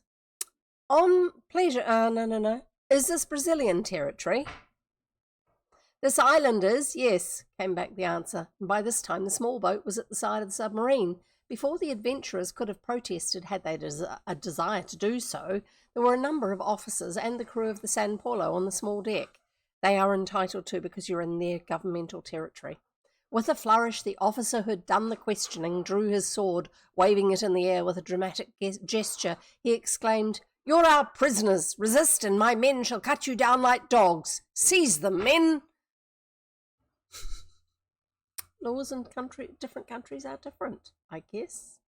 The sailors sprang forward, each one stationing himself at the side of one of our friends and grasping an arm. What does this mean? Cried Captain Weston indignantly. If this is a joke, you're carrying it too far. If you're in earnest, let me warn you against interfering with Americans. Yeah, but you're not in America. So the rule of the country that you're in currently applies. We know what we're doing, was the answer from the officer. I wonder if they've been set up by Berg. The sailor who had hold of Captain Weston endeavoured to secure a tighter grip. The captain turned suddenly and, seizing the man about the waist with an exercise of tremendous strength, hurled him over his head and into the sea. The man made a great splash. That's the way I'll treat anyone who dares lay a hand on me, shouted the captain, who was transformed from a mild-mannered individual who apologised for everything, into an angry modern giant. There was a gasp of astonishment at his feet as the ducked sailor crawled back into the small boat, and he did not again venture onto the deck of the submarine. Seize them, men! Cried the gold-laced officer again, and this time he and his fellows, including the crew, crowded so closely around Tom and his friends that they could do nothing. Even Captain Weston found it impossible to offer any resistance. The 3 men grabbed hold of him, but his spirit was still a fighting one, and he struggled desperately, but uselessly. How dare you do this? He cried. Yes, added Tom. What right have you to interfere with us? Every right, declared the gold-laced officer. You are in Brazilian territory, and I arrest you. What for? Asked Mr. Sharp. Because your ship is an American submarine, and we've received word that you intend to damage our shipping, and may try to torpedo our warships. I believe you tried to disable us a little while ago, but failed. We consider that an act of war, and you'll be treated accordingly. Take them on board the San Paulo, the officer went on, turning to his aides. We'll try them by court-martial here. Some of you remain and guard this submarine. We will teach these filibustering Americans a lesson. And what does the word filibustering mean? Because I haven't a clue. I've heard it, but it's never meant anything to me. And that's the end of the chapter. Rumours.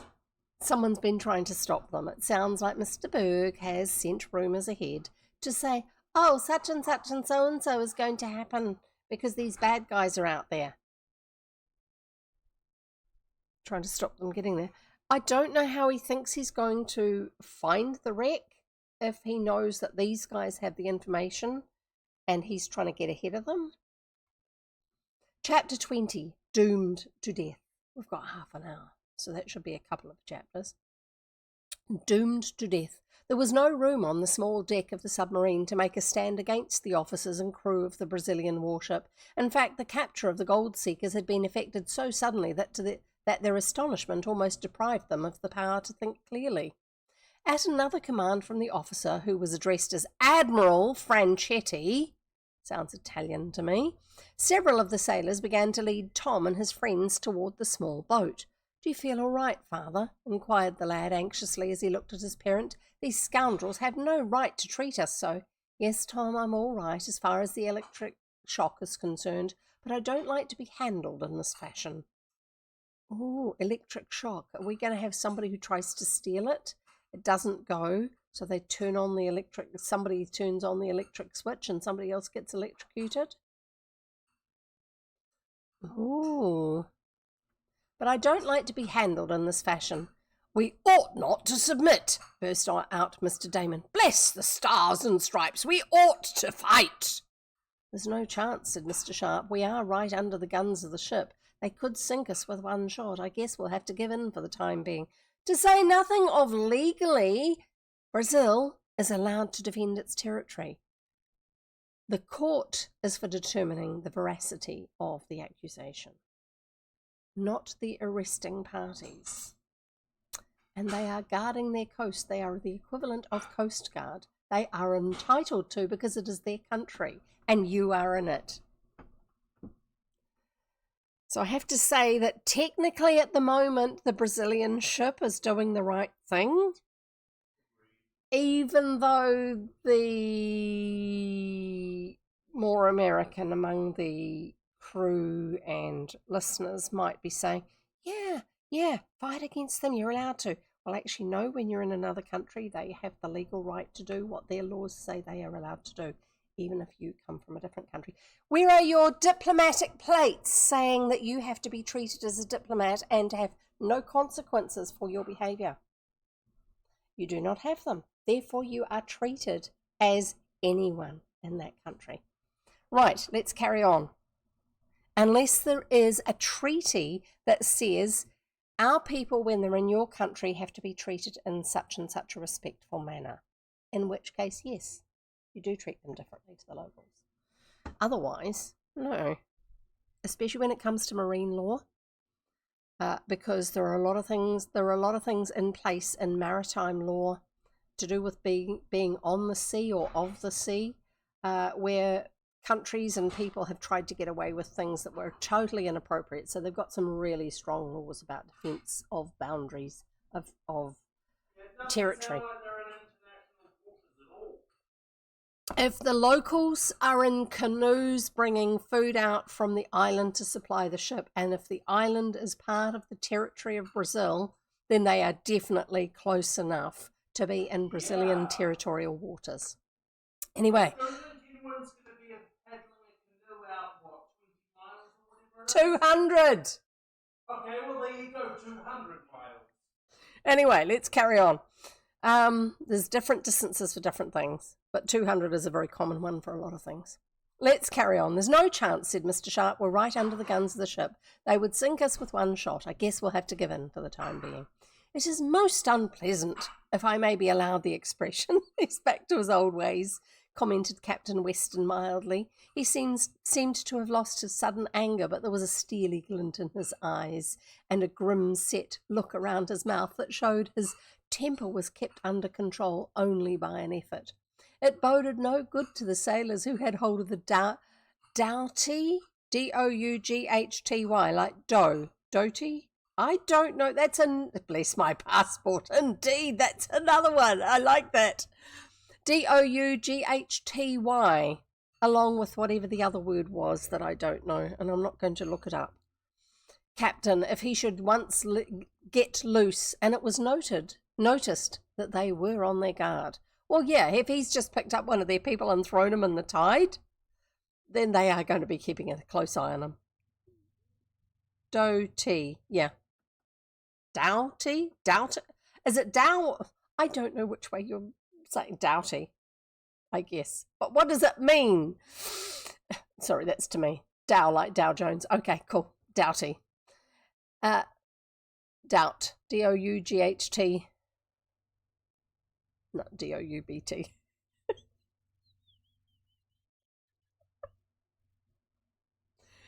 Why is that not coming up? It should come up for you, Gorihi.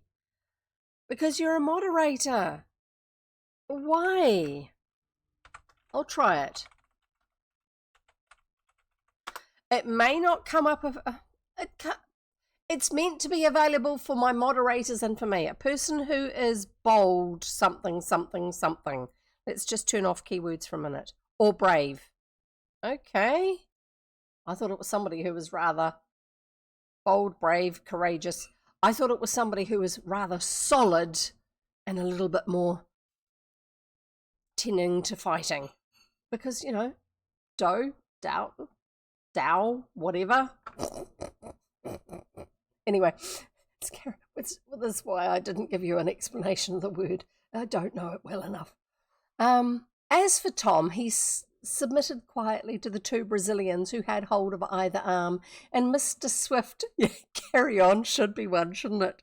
And Mr. Swift was held by only one, for it was seen that he was feeble. It's the electric shock, it's not his age. Into the boat with them, cried Admiral Franchetti, and guard them well, Lieutenant Drascalo, or Lieutenant Drascalo. I don't know which way the Brazilians say it. They probably don't use either of those terms. For I heard them plotting to escape, and the Admiral signalled to a younger officer who was in charge of the men guarding the prisoners. Lieutenant Drascalo, eh? Murmured Mr. Damon. I think they made a mistake naming him. It ought to be Rascalo. He looks like a rascal. Drascalo. I don't know. They are not helping us much with these. It sounds like things well after the fact. Silencio! Exclaimed the lieutenant, scowling at the odd character. Bless my spark plug! He's a regular fire-eater! Went on Mr. Damon, who appeared to have fully recovered his spirits. And do tell me if ever when I do the loud voices, if it actually peaks and you get the weird distortion at the top end of that, because it's meant to be set so it won't, and I will try and set it so it doesn't.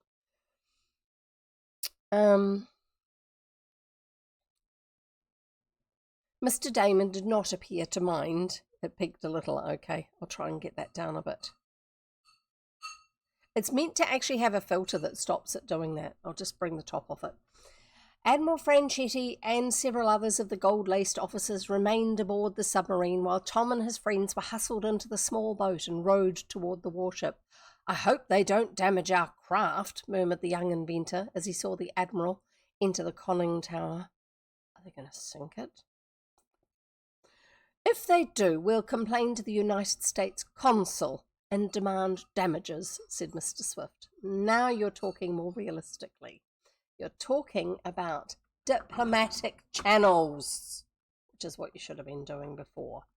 I'm afraid we won't have a chance to communicate with the consul, remarked Captain Weston. What do you mean? Asked Mr. Damon. Bless my shoelaces, but will these scoundrels... Silencio! Sorry, I'm just trying to get my charging cable because I've just realised it's getting low pretty quick. Silencio, cried Lieutenant Drascalo quickly. Dogs of Americans, do you wish to insult us? Impossible. You wouldn't appreciate a good, genuine United States insult, murmured Tom. Is he trying to get in trouble? Or what? He murmured under his breath. What I mean, went on the captain, is that these people carry many proceedings off with a high hand. You heard the Admiral speak of a court-martial. Would they dare do that? Inquired Mr. Sharp. They would dare anything in this part of the world, I'm afraid, resumed Captain Weston. I think I see their plan, though. This Admiral is newly in command. His uniform shows that. He wants to make a name for himself, and he seizes on our submarine as an excuse. He can send word to his government that he destroyed a torpedo craft that sought to wreck his ship. Thus he will acquire a reputation. But would his government support him in such a hostile act against the United States, a friendly nation? Asked Tom.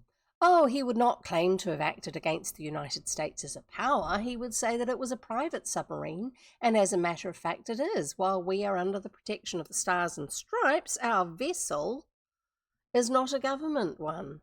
And Captain Weston spoke the last in a low voice, so the scowling lieutenant could not hear. What will they do with us? Inquired Mr. Swift. Have some sort of a court-martial, perhaps, went on the captain, and confiscate our craft. Then they will send us back home. I expect, for they will not dare harm us. But take our submarine, cried Tom. The villains! Silenzio! Shouted Lieutenant Drascalo, and he drew his sword. By this time the small boat was under the big guns of the San Paulo, and the prisoners were ordered, in broken English, to mount a companion ladder that hung over the side. In a short time they were on the deck, amid a crowd of sailors, and they could see the boat going back to bring off the Admiral, who had signalled from the submarine. Tom and his friends were taken below to a room that looked like a prison, and there, a little later, they were visited by Admiral Franchetti and several officers. The little room that looks like a prison is called the brig, B-R-I-G. The prison on board a ship is the brig. And cruise ships even have them. May not be the old style, you're in a bare storage room and there's a little cage in the middle of it and you're stuck in the little cage. They may have some other way of doing it, but it's called the brig. The prison or the lockup on a ship is called the brig. I'm just going to see if I can do this adjustment on my microphone. No, it's the B rig. The A rig holds the sails. Well done, well done. Let's take that down a little bit. I don't know where it's going to look like for this. No, let's put that back to normal and we'll see what happens. See what happens indeed. I'm just putting it so it's got a higher threshold for the limiting. We'll see what goes on after that. Right. They were visited by Admiral Franchetti and several officers. You'll be tried at once, said the Admiral. I have examined your submarine and I find she carries 2 torpedo tubes. It's a wonder you did not sink me at once. Those are not torpedo tubes, cried Tom, unable to keep silent, though Captain Weston motioned him to do so. I know torpedo tubes when I see them, declared the Admiral. I consider I had a very narrow escape. Your country is fortunate that mine does not declare war against it for this act, but I take it you are acting privately, for you fly no flag, though you claim to be from the United States. Technically, they should be flying a flag of the country that they're from, and then when they're in another country, they fly a courtesy flag as well as their own country flag, because this is the law of the sea, and it's been like this for centuries. This is why pirates having a flag of the nation that they're trying to fool the ship of, and then flying it as they come closer, and then they drop it and they run up their Jolly Roger or whatever else that they're using. That in itself is illegal. And that's part of, even if pirates hadn't actually done any pirating that could be proved against it, for though that in itself, they could be taken to a court-martial. They could be court-martialed for doing that because it is so illegal. You have to wear the flag of the country that you represent, the country you are from, and then when you go into another country, you have to actually show in a certain place on your vessel, also, as well as your own flag, the flag of the country you are going to. It's called a courtesy flag. It's been that way for a long time, long before this was written. Let's carry on, at least as far as I know it has. The way everything I've read about it, it's like, yeah, it's been around a long time. Those are not...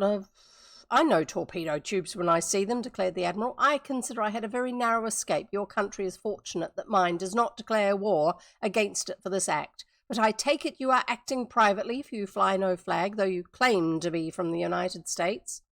There's no place for a flag on a submarine. Well, actually, they do have a little wee flag pole that they stick up these days. Or they have it painted on the side, or one of other things. Tom Swift and the unknowledgeable author in some fields, yes. What good would it be underwater? Because you don't leave it up. You come to the surface and you put the flag in the socket, but you also have markings on the side of the ship that says what country it's from, where it's registered. Sorry, I shouldn't read books that are about things that I know a little bit more of, should I? Let's carry on. Silenzio! Cried Lieutenant Drascalo, the admonition to silence seeming to be the only command of which he was capable. I shall confiscate your craft for my government, went on the Admiral, and shall punish you as the court-martial may direct. You will be tried at once. It was in vain for the prisoners to protest. Matters were carried with high hand. They were allowed a spokesman, and Captain Weston, who understood Spanish, was selected, that language being used.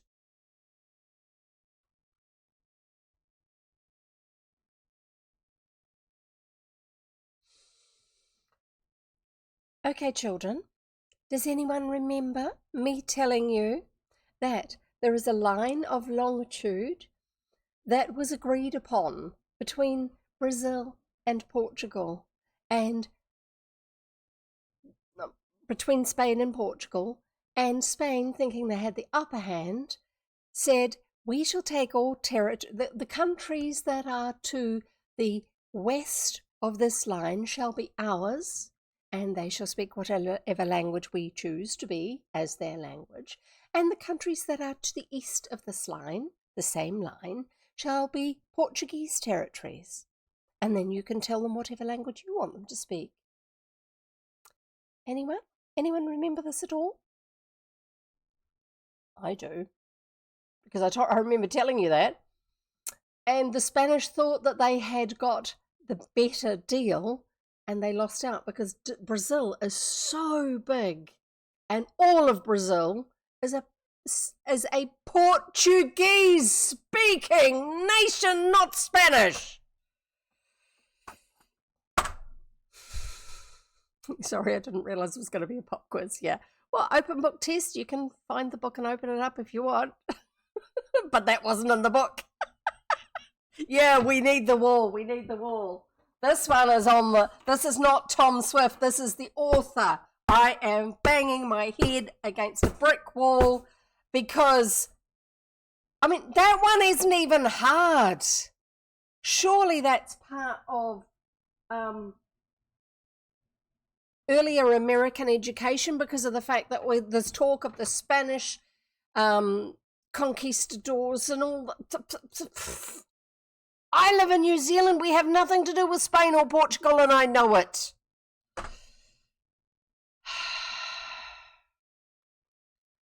So Captain Weston was chosen because he could speak Spanish.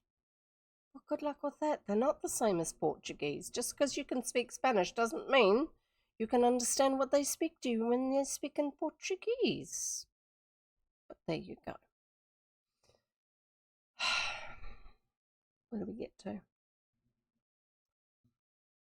Captain Weston, who understood Spanish, was selected, that language being used.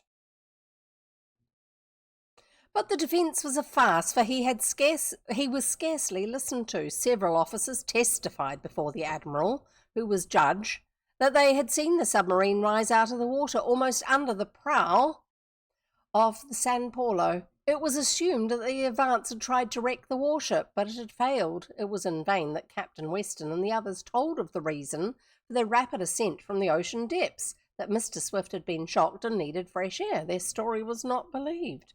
Well, we didn't expect it to, really. Sorry.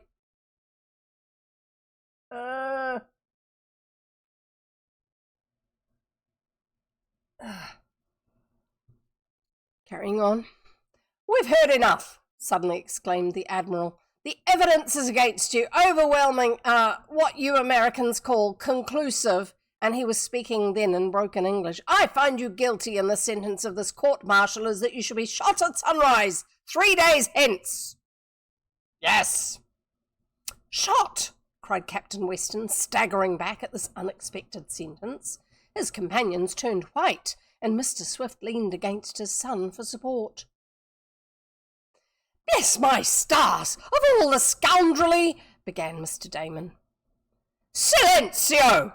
Shouted the lieutenant, waving his sword. Did it work that time? You will be shot, proceeded the Admiral. Is not that the verdict of the honourable court? He asked, looking at his fellow officers. They all nodded gravely. But look here, objected Captain Weston. You don't dare do that. We are citizens of the United States, and I consider you no better than pirates, interrupted the Admiral. You have an armed submarine, a submarine with torpedo tubes. You invade our harbour with it and come up almost under my ship. No, it's not a harbour. It's an island. You have forfeited your right to the protection of your country, and I have no fear on that score. You will be shot within 3 days. That is all. Remove the prisoners.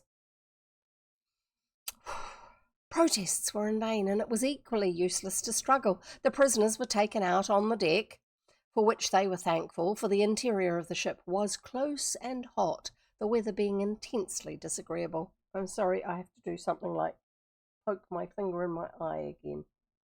I don't know why it's itchy, but it is.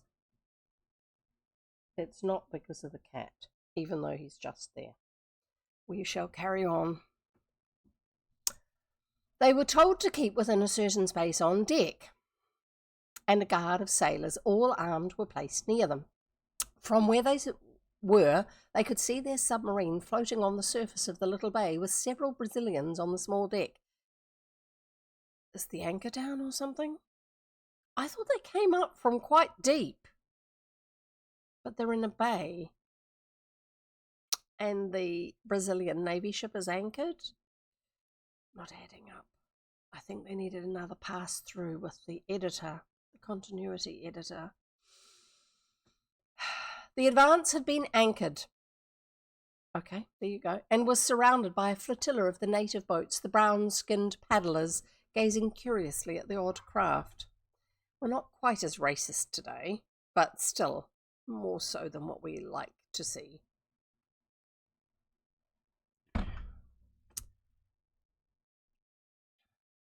Well, this is tough luck, murmured Tom. How do you feel, Dad? As well as can be expected under the circumstances, was the reply. What do you think about this, Captain Weston? Not very much, if I may be allowed the expression, was the answer. Do you think they will dare carry out that threat? Asked Mr. Sharp. The captain shrugged his shoulders. I hope it is only a bluff, he replied, made to scare us so we will consent to giving up the submarine, which they have no right to confiscate. But these fellows look ugly enough for anything, he went on. Then, if there's any chance of them attempting to carry it out, spoke Tom, we've got to do something. Bless my gizzard, of course, exclaimed Mr. Damon. But what? That's the question. To be shot? Why, that's a terrible threat. The villains! Silenzio! Shouted Lieutenant Drascalo, coming up at that moment. And we have one more chapter. No, we don't. It's 22 pages. All the others have been like 15. We're going to do it. Yeah, one more chapter. One more. Just one more. Chapter 21, The Escape. Events had happened so quickly that day that the gold hunters could scarcely comprehend them. It seemed only a short time since Mr. Swift had been discovered lying disabled on the Dynamo, and what had transpired had seemed to have taken place in a few minutes, though it was in reality several hours. This was made manifest by the feeling of hunger on the part of Tom and his friends. I wonder if they're going to starve us, the scoundrels, asked Mr. Sharp with the irate lieutenant. When the irate lieutenant was beyond hearing. He probably doesn't speak any English either. It's not fair to make us go hungry and shoot us in the bargain. That's so, they ought to feed us, put in Tom. As yet neither he nor the others fully realised the meaning of the sentence passed on them. From where they were on the deck they could look out to the little island. From it boats manned by natives were constantly putting off, bringing supplies to ship. The place appeared to be a sort of calling station for Brazilian warships, where they could get fresh water and fruit and other food. From the island, the gaze of the adventurers wandered to the submarine, which lay not far away. They were chagrined to see several of the bolder natives clambering over the deck. I hope they keep out of the interior, commented Tom. If they get to pulling or hauling on the levers and wheels, they may open the tanks and sink her, with the conning tower open. Better that, perhaps, than to have her fall into the hands of a foreign power, commented Captain Weston. Besides, I don't see that it's going to matter much to us what becomes of her after we're... He did not finish. but everyone knew what he meant, and yet they've already told us that they didn't really understand. And a grim silence fell upon the little group. There came a welcome diversion, however, in the shape of 3 sailors bearing trays of food which were placed on the deck in front of the prisoners, who were sitting or lying in the shade of an awning, for the sun was very hot. "Ha! Bless my napkin ring!" cried Mr. Damon with something of his former gaiety. "Here's a meal! At all events, they don't intend to starve us. Eat hearty, everyone!" "Yes, we need to keep up our strength," observed Captain Weston. "Why?" inquired Mr. Sharp. "Because we're going to try to escape," exclaimed Tom in a low voice, when the sailors who had brought the food had gone. "Isn't that what you mean, Captain?" "Exactly. We'll try to give these villains the slip, and we'll need all our strength and wits to do it. We'll wait until night and see what we can do." "But where will we escape to?" asked Mr. Swift. "The island will afford no shelter, and—" "No, but our submarine will," went on the sailor. "It's in the possession of the Brazilians," objected Tom. "Once I get aboard the Advance, 20 of those brown-skinned villains won't keep me prisoner," declared Captain Weston fiercely. "If we can only slip away from here, get into the small boat, or even swim to the submarine, I'll make those chaps on board her think a hurricane has broken loose."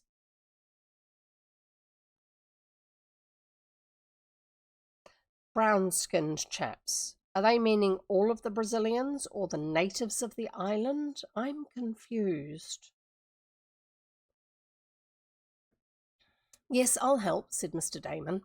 "And I," said Tom, and the balloonist. "That's the way to talk," commented the captain. "Now let's eat, for I see that rascally lieutenant coming this way, and we mustn't appear to be plotting, or he'll be suspicious." The day passed slowly, and though the prisoners seemed to be allowed considerable liberty, they soon found that it was only apparent. Once Tom walked some distance from that portion of the deck where he and the others had been told to remain. A sailor with a gun at once ordered him back. Nor could they approach the rails without being directed harshly enough at times to move back amidships.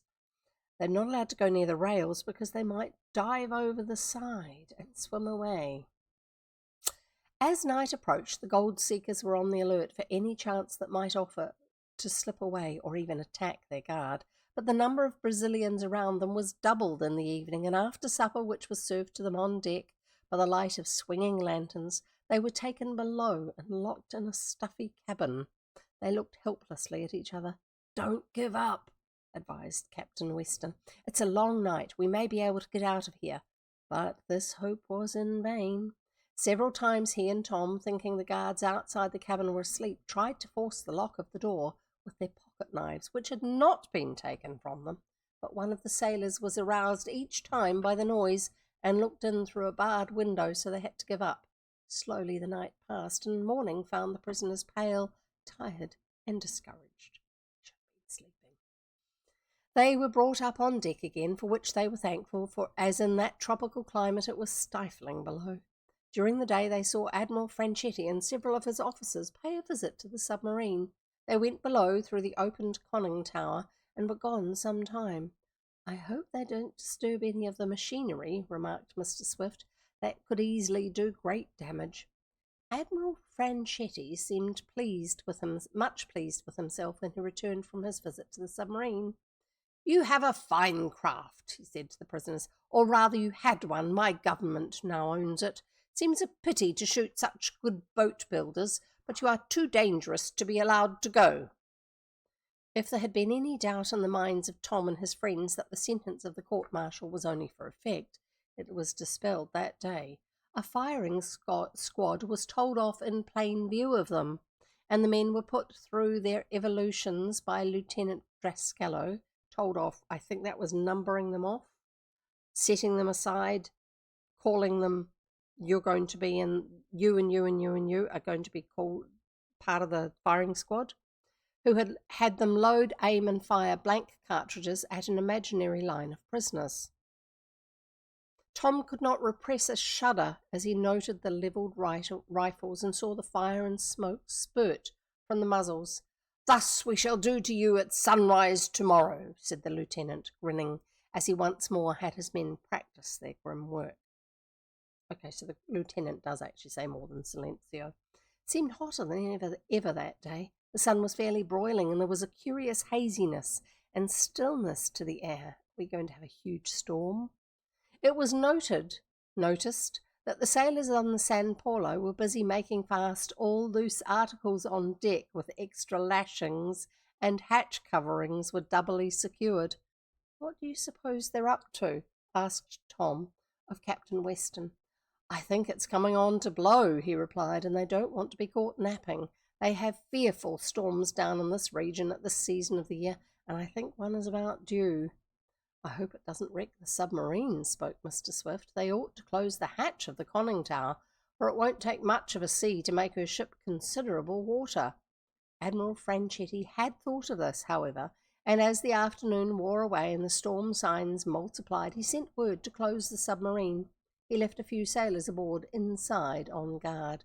"It's too hot to eat," observed Tom when their supper had been brought to them, and the others felt the same way about it. They managed to drink some coconut milk prepared in a palatable fashion by the natives of the island, and then, much to their disgust, they were taken below again and locked in the cabin. "But it's certainly hot," exclaimed Mr. Damon as he sat down on a couch and fanned himself. "This is awful." "Yes, something's going to happen pretty soon," observed Captain Weston. "The storm will break shortly, I think." They sat languidly about the cabin. It was so oppressive that even the thought of the doom that awaited them in the morning could hardly seem worse than the terrible heat. They could hear movements going on about the ship, movements which indicated that preparations were being made for something unusual. There was a rattling of a chain through a horse hole, and Captain Weston remarked, "Horse, Hawse, so that's the hole in the side of the wall that goes around the ship, or from the anchor well, and it's usually got a fatter edge to it so it doesn't wear out. On the older wooden ones, it would often be a cast metal rim around it, like a ring, and then the chain and the rope would go through it without biting into the actual ship itself. A horse hole, Hawse. And Captain Weston remarked, "They're putting down another anchor. Admiral Franchetti had better get away from the island, though, unless he wants to be wrecked. He'll be blown ashore in less than no time. No cable or chain will hold in such storms as they have here." There came a period of silence, which was suddenly broken by a howl as of some wild beast. "What was that?" cried Tom, springing up from where he was stretched out on the cabin floor. "Only the wind," said the captain. "The storm has arrived." The howling kept up, and soon the ship began to rock. The wind increased, and a little later there could be heard through an opened port in the prisoner's cabin the dash of rain. "It's a regular hurricane," exclaimed the captain. "I wonder if the cables will hold." "What about the submarine?" asked Mr. Swift anxiously. "I haven't much fear for her. She lies so low in the water that the wind can't get much hold on her. I don't believe she'll drag her anchor." Once more came a fierce burst of wind and a dash of rain, and then suddenly, above the outburst of the elements, there sounded a crash on deck. It was followed by excited cries. "Something's happened!" yelled Tom. The prisoners gathered in a frightened group in the middle of the cabin. The cries were repeated, and then came a rush of feet just outside the cabin door. "Our guards! They're leaving!" shouted Tom. "Right!" exclaimed Captain Weston. "Now's our chance. Come on, if we're going to escape, we must do it while the storm's at its height, and all is in confusion. Come on!" Tom tried the door. It was locked. "One side!" shouted the captain, and this time he did not pause to say, "By your leave." He came at the portal on the run, and his shoulder struck it squarely. There was a splintering and crashing of wood, and the door was burst open. He came at the portal on a run, and came out at the orange end of it. Portal. "Follow me," cried the valiant sailor, and Tom and the others rushed after him. They could hear the wind howling more loudly than ever, and as they reached the deck, the rain dashed into their faces with such violence that they could hardly see, but they were aware that something had occurred. By the light of several lanterns swaying in the terrific blast, they saw one of the auxiliary masts had broken off near the deck. It had fallen against the chart house, smashing it, and a number of sailors were labouring to clear away the wreckage. "Fortune favours us!" cried Captain Weston. "Come on, make for the small boat. It's near the side ladder. We'll lower the boat and Pull on to the submarine. There came a flash of lightning, and in its glare Tom saw something that caused him to cry out. "Look!" he shouted. "The submarine! She's dragged her anchors!" The Advance was much closer to the warship than she had been that afternoon. Captain Weston looked over the side. "It's the San Paulo that's dragging her anchors." So that means the submarine had been a bit more behind them. I was thinking it was up ahead of them. "Not the submarine," he shouted. "We're bearing down on her. We must act quickly. Come on, we'll lower the boat." In the rush of the wind and the dash of rain, the prisoners crowded to the accommodation companion ladder, which was still over the side of the big ship. No one seemed to be noticing them, for Admiral Franchetti was on the bridge yelling orders for the clearing away of the wreckage. Nobody on the ship has noticed that they're dragging. But Lieutenant Drascalo, coming up from below at that moment, caught sight of the fleeing ones. Drawing his sword, he rushed at them, shouting, "The prisoners! The prisoners! They are escaping!" Captain Weston leapt towards the lieutenant. Sorry, nearly said lieutenant. "Look out for his sword!" cried Tom, but the doughty sailor did not fear the weapon. Catching up a coil of rope, he cast it at the lieutenant. It struck him in the chest, and he staggered back. Lowering his sword, Captain Weston leapt forward and with a terrific blow sent Lieutenant Drascalo to the deck. "There!" cried the sailor. "I guess you won't yell Silencio for a while now." There was a rush. Excuse me. It's exciting. And it's overtime. There was a rush of Brazilians toward the group of prisoners. Tom caught one with a blow on the chin. Ooh, pow! And all those other Superman words, Batman words. Tom caught one with a blow on the chin and felled him while Captain Weston disposed of two more. Mr. Sharp and Mr. Damon won each. The savage fighting of the Americans was too much for the foreigners, and they drew back. Actually, no, they're not foreigners. They're in their own country. You're the foreigners. "Come on," cried Captain Weston again. "The storm is getting worse. The warship will crash into the submarine in a few minutes. Her anchors aren't holding. I didn't think they would." He made a dash for the ladder, and a glance showed him that the small boat was in the water at the foot of it. The craft had not been hoisted on the davits. Well, obviously, you should have seen if it was on the davits before saying, "Let's lower it from the davits." It's not mist, it's a storm that you are in. "Luck is with us at last," cried Tom, seeing it also. "Shall I help you, Dad?" "No, I think I'm all right. Go ahead." There came such a gust of wind that the San Paulo heeled over, and the wreck of the mast, rolling about, crashed into the side of a deck house, splintering it. A crowd of sailors, led by Admiral Franchetti, who were again rushing on the escaped prisoners, had to leap back out of the way of the rolling mast. "Catch them! Don't let them get away!" begged the commander, but the sailors evidently had no desire to close in with the Americans.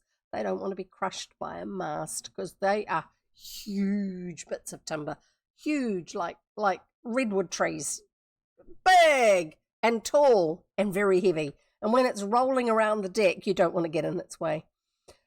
Through the rush of wind and rain, Tom and his friends staggered down the ladder. It was hard work to maintain one's footing, but they managed it. On account of the high side of the ship, the water was comparatively calm under her lee.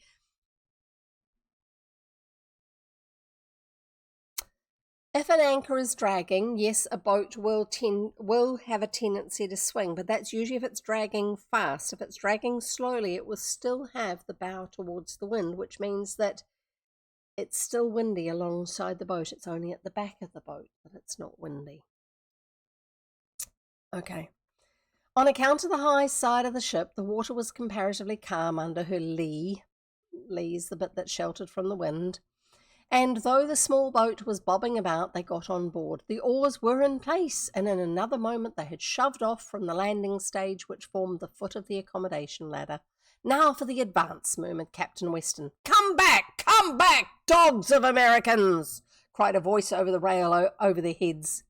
A voice at the rail over their heads. And looking up, Tom saw Lieutenant Drascalo. He had snatched a carbine from a Marine, that's a type of gun, and was pointing it at the recent prisoners. Carbine, I think, just means it's a rifle with a shorter than normal barrel length. It means that it doesn't get caught on things the same way that a full-length rifle does. He fired. The flash of the gun and a dazzling chain of lightning coming together. The thunder swallowed up the report of the carbine, but the bullet whistled uncomfortably close to Tom's head. The blackness that followed the lightning shut out the view of everything for a few seconds, and when the next flash came, the adventurers saw that they were close to their submarine. A fusillade of shots sounded from the deck of the warship, but as the Marines were poor marksmen at best, Marines are soldiers who are based on a ship, as opposed to sailors who are the people who sail the ship. I had to figure that one out. I had to look it up because I wasn't sure. And as the swaying of the ship disconcerted them, our friends were in little danger. There was quite a sea once they were beyond the protection of the side of the warship, but Captain Weston, who was rowing, knew how to manage a boat skillfully and soon had the craft alongside the bobbing submarine. "Get aboard now, quick," he cried. "There's Brazilians down below." They leapt on the deck, casting the rowboat adrift. It was the work of but a moment to open the conning tower. As they started to descend, they were met by several Brazilians coming up. "Overboard with them," yelled the captain. "Let them swim ashore or to their ship." With almost superhuman strength, he tossed one big sailor from the small deck. Another showed fight, but he went to join his companion in the swirling water. A man rushed at Tom, seeking the while to draw his sword, but the young inventor with a neat left-hander sent him to join the other two, and the remainder did not wait to try conclusions. They leapt for their lives, and soon all could be seen in frequent lightning flashes swimming toward the warship, which was now closer than ever to the submarine. "Get inside and we'll sink below the surface," cried Tom. "Then we don't care what happens." One thing about that is if it's a submarine and you're going directly straight down, it doesn't matter about the fact that she's anchored. As long as the ship, the sailing ship, doesn't drag onto you and have its anchors, which are still down on the bottom, but skipping over the surface underneath, doesn't get caught on you.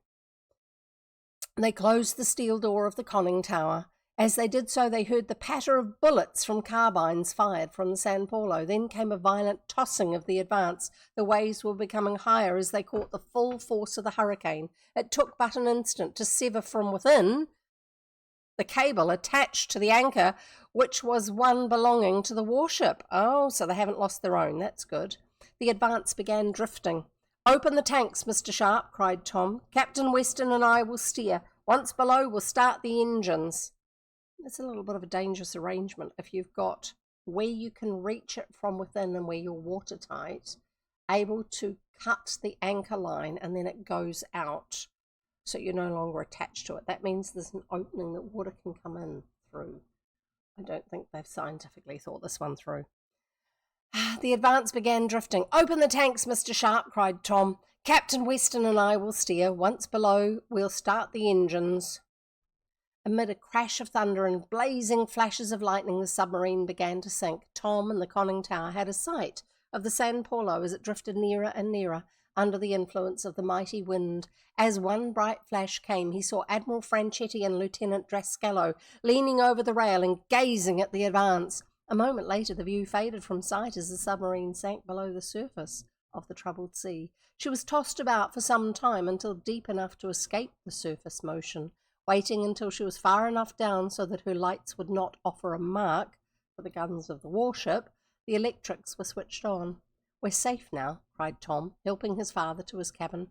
"They've got too much to attend to themselves to follow us now, even if they could. Shall we go ahead, Captain Weston?" "I think so, yes, if I may be allowed to express my opinion," was the mild reply, in strange contrast to the strenuous work in which the captain had just been engaged. Tom signalled to Mr. Sharp in the engine room, and in a few seconds the Advance was speeding away from the island and the hostile vessel. Nor, deep as she was now, was there any sign of the hurricane. In the peaceful depths she was once more speeding toward the sunken treasure. And that's the end of the chapter and today's reading.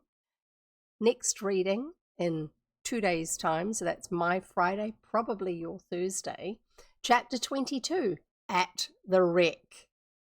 Does this mean they actually find it? That would be wonderful.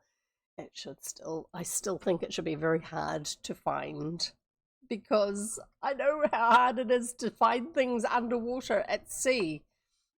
You can be diving in fairly clear water and you can be looking in one direction, looking for something. And as you turn around, there are things that are in the way, lumps and bumps of the landscape underwater. And to see past those, you have to go up a bit. But there are not the same sort of landmarks that we have on land.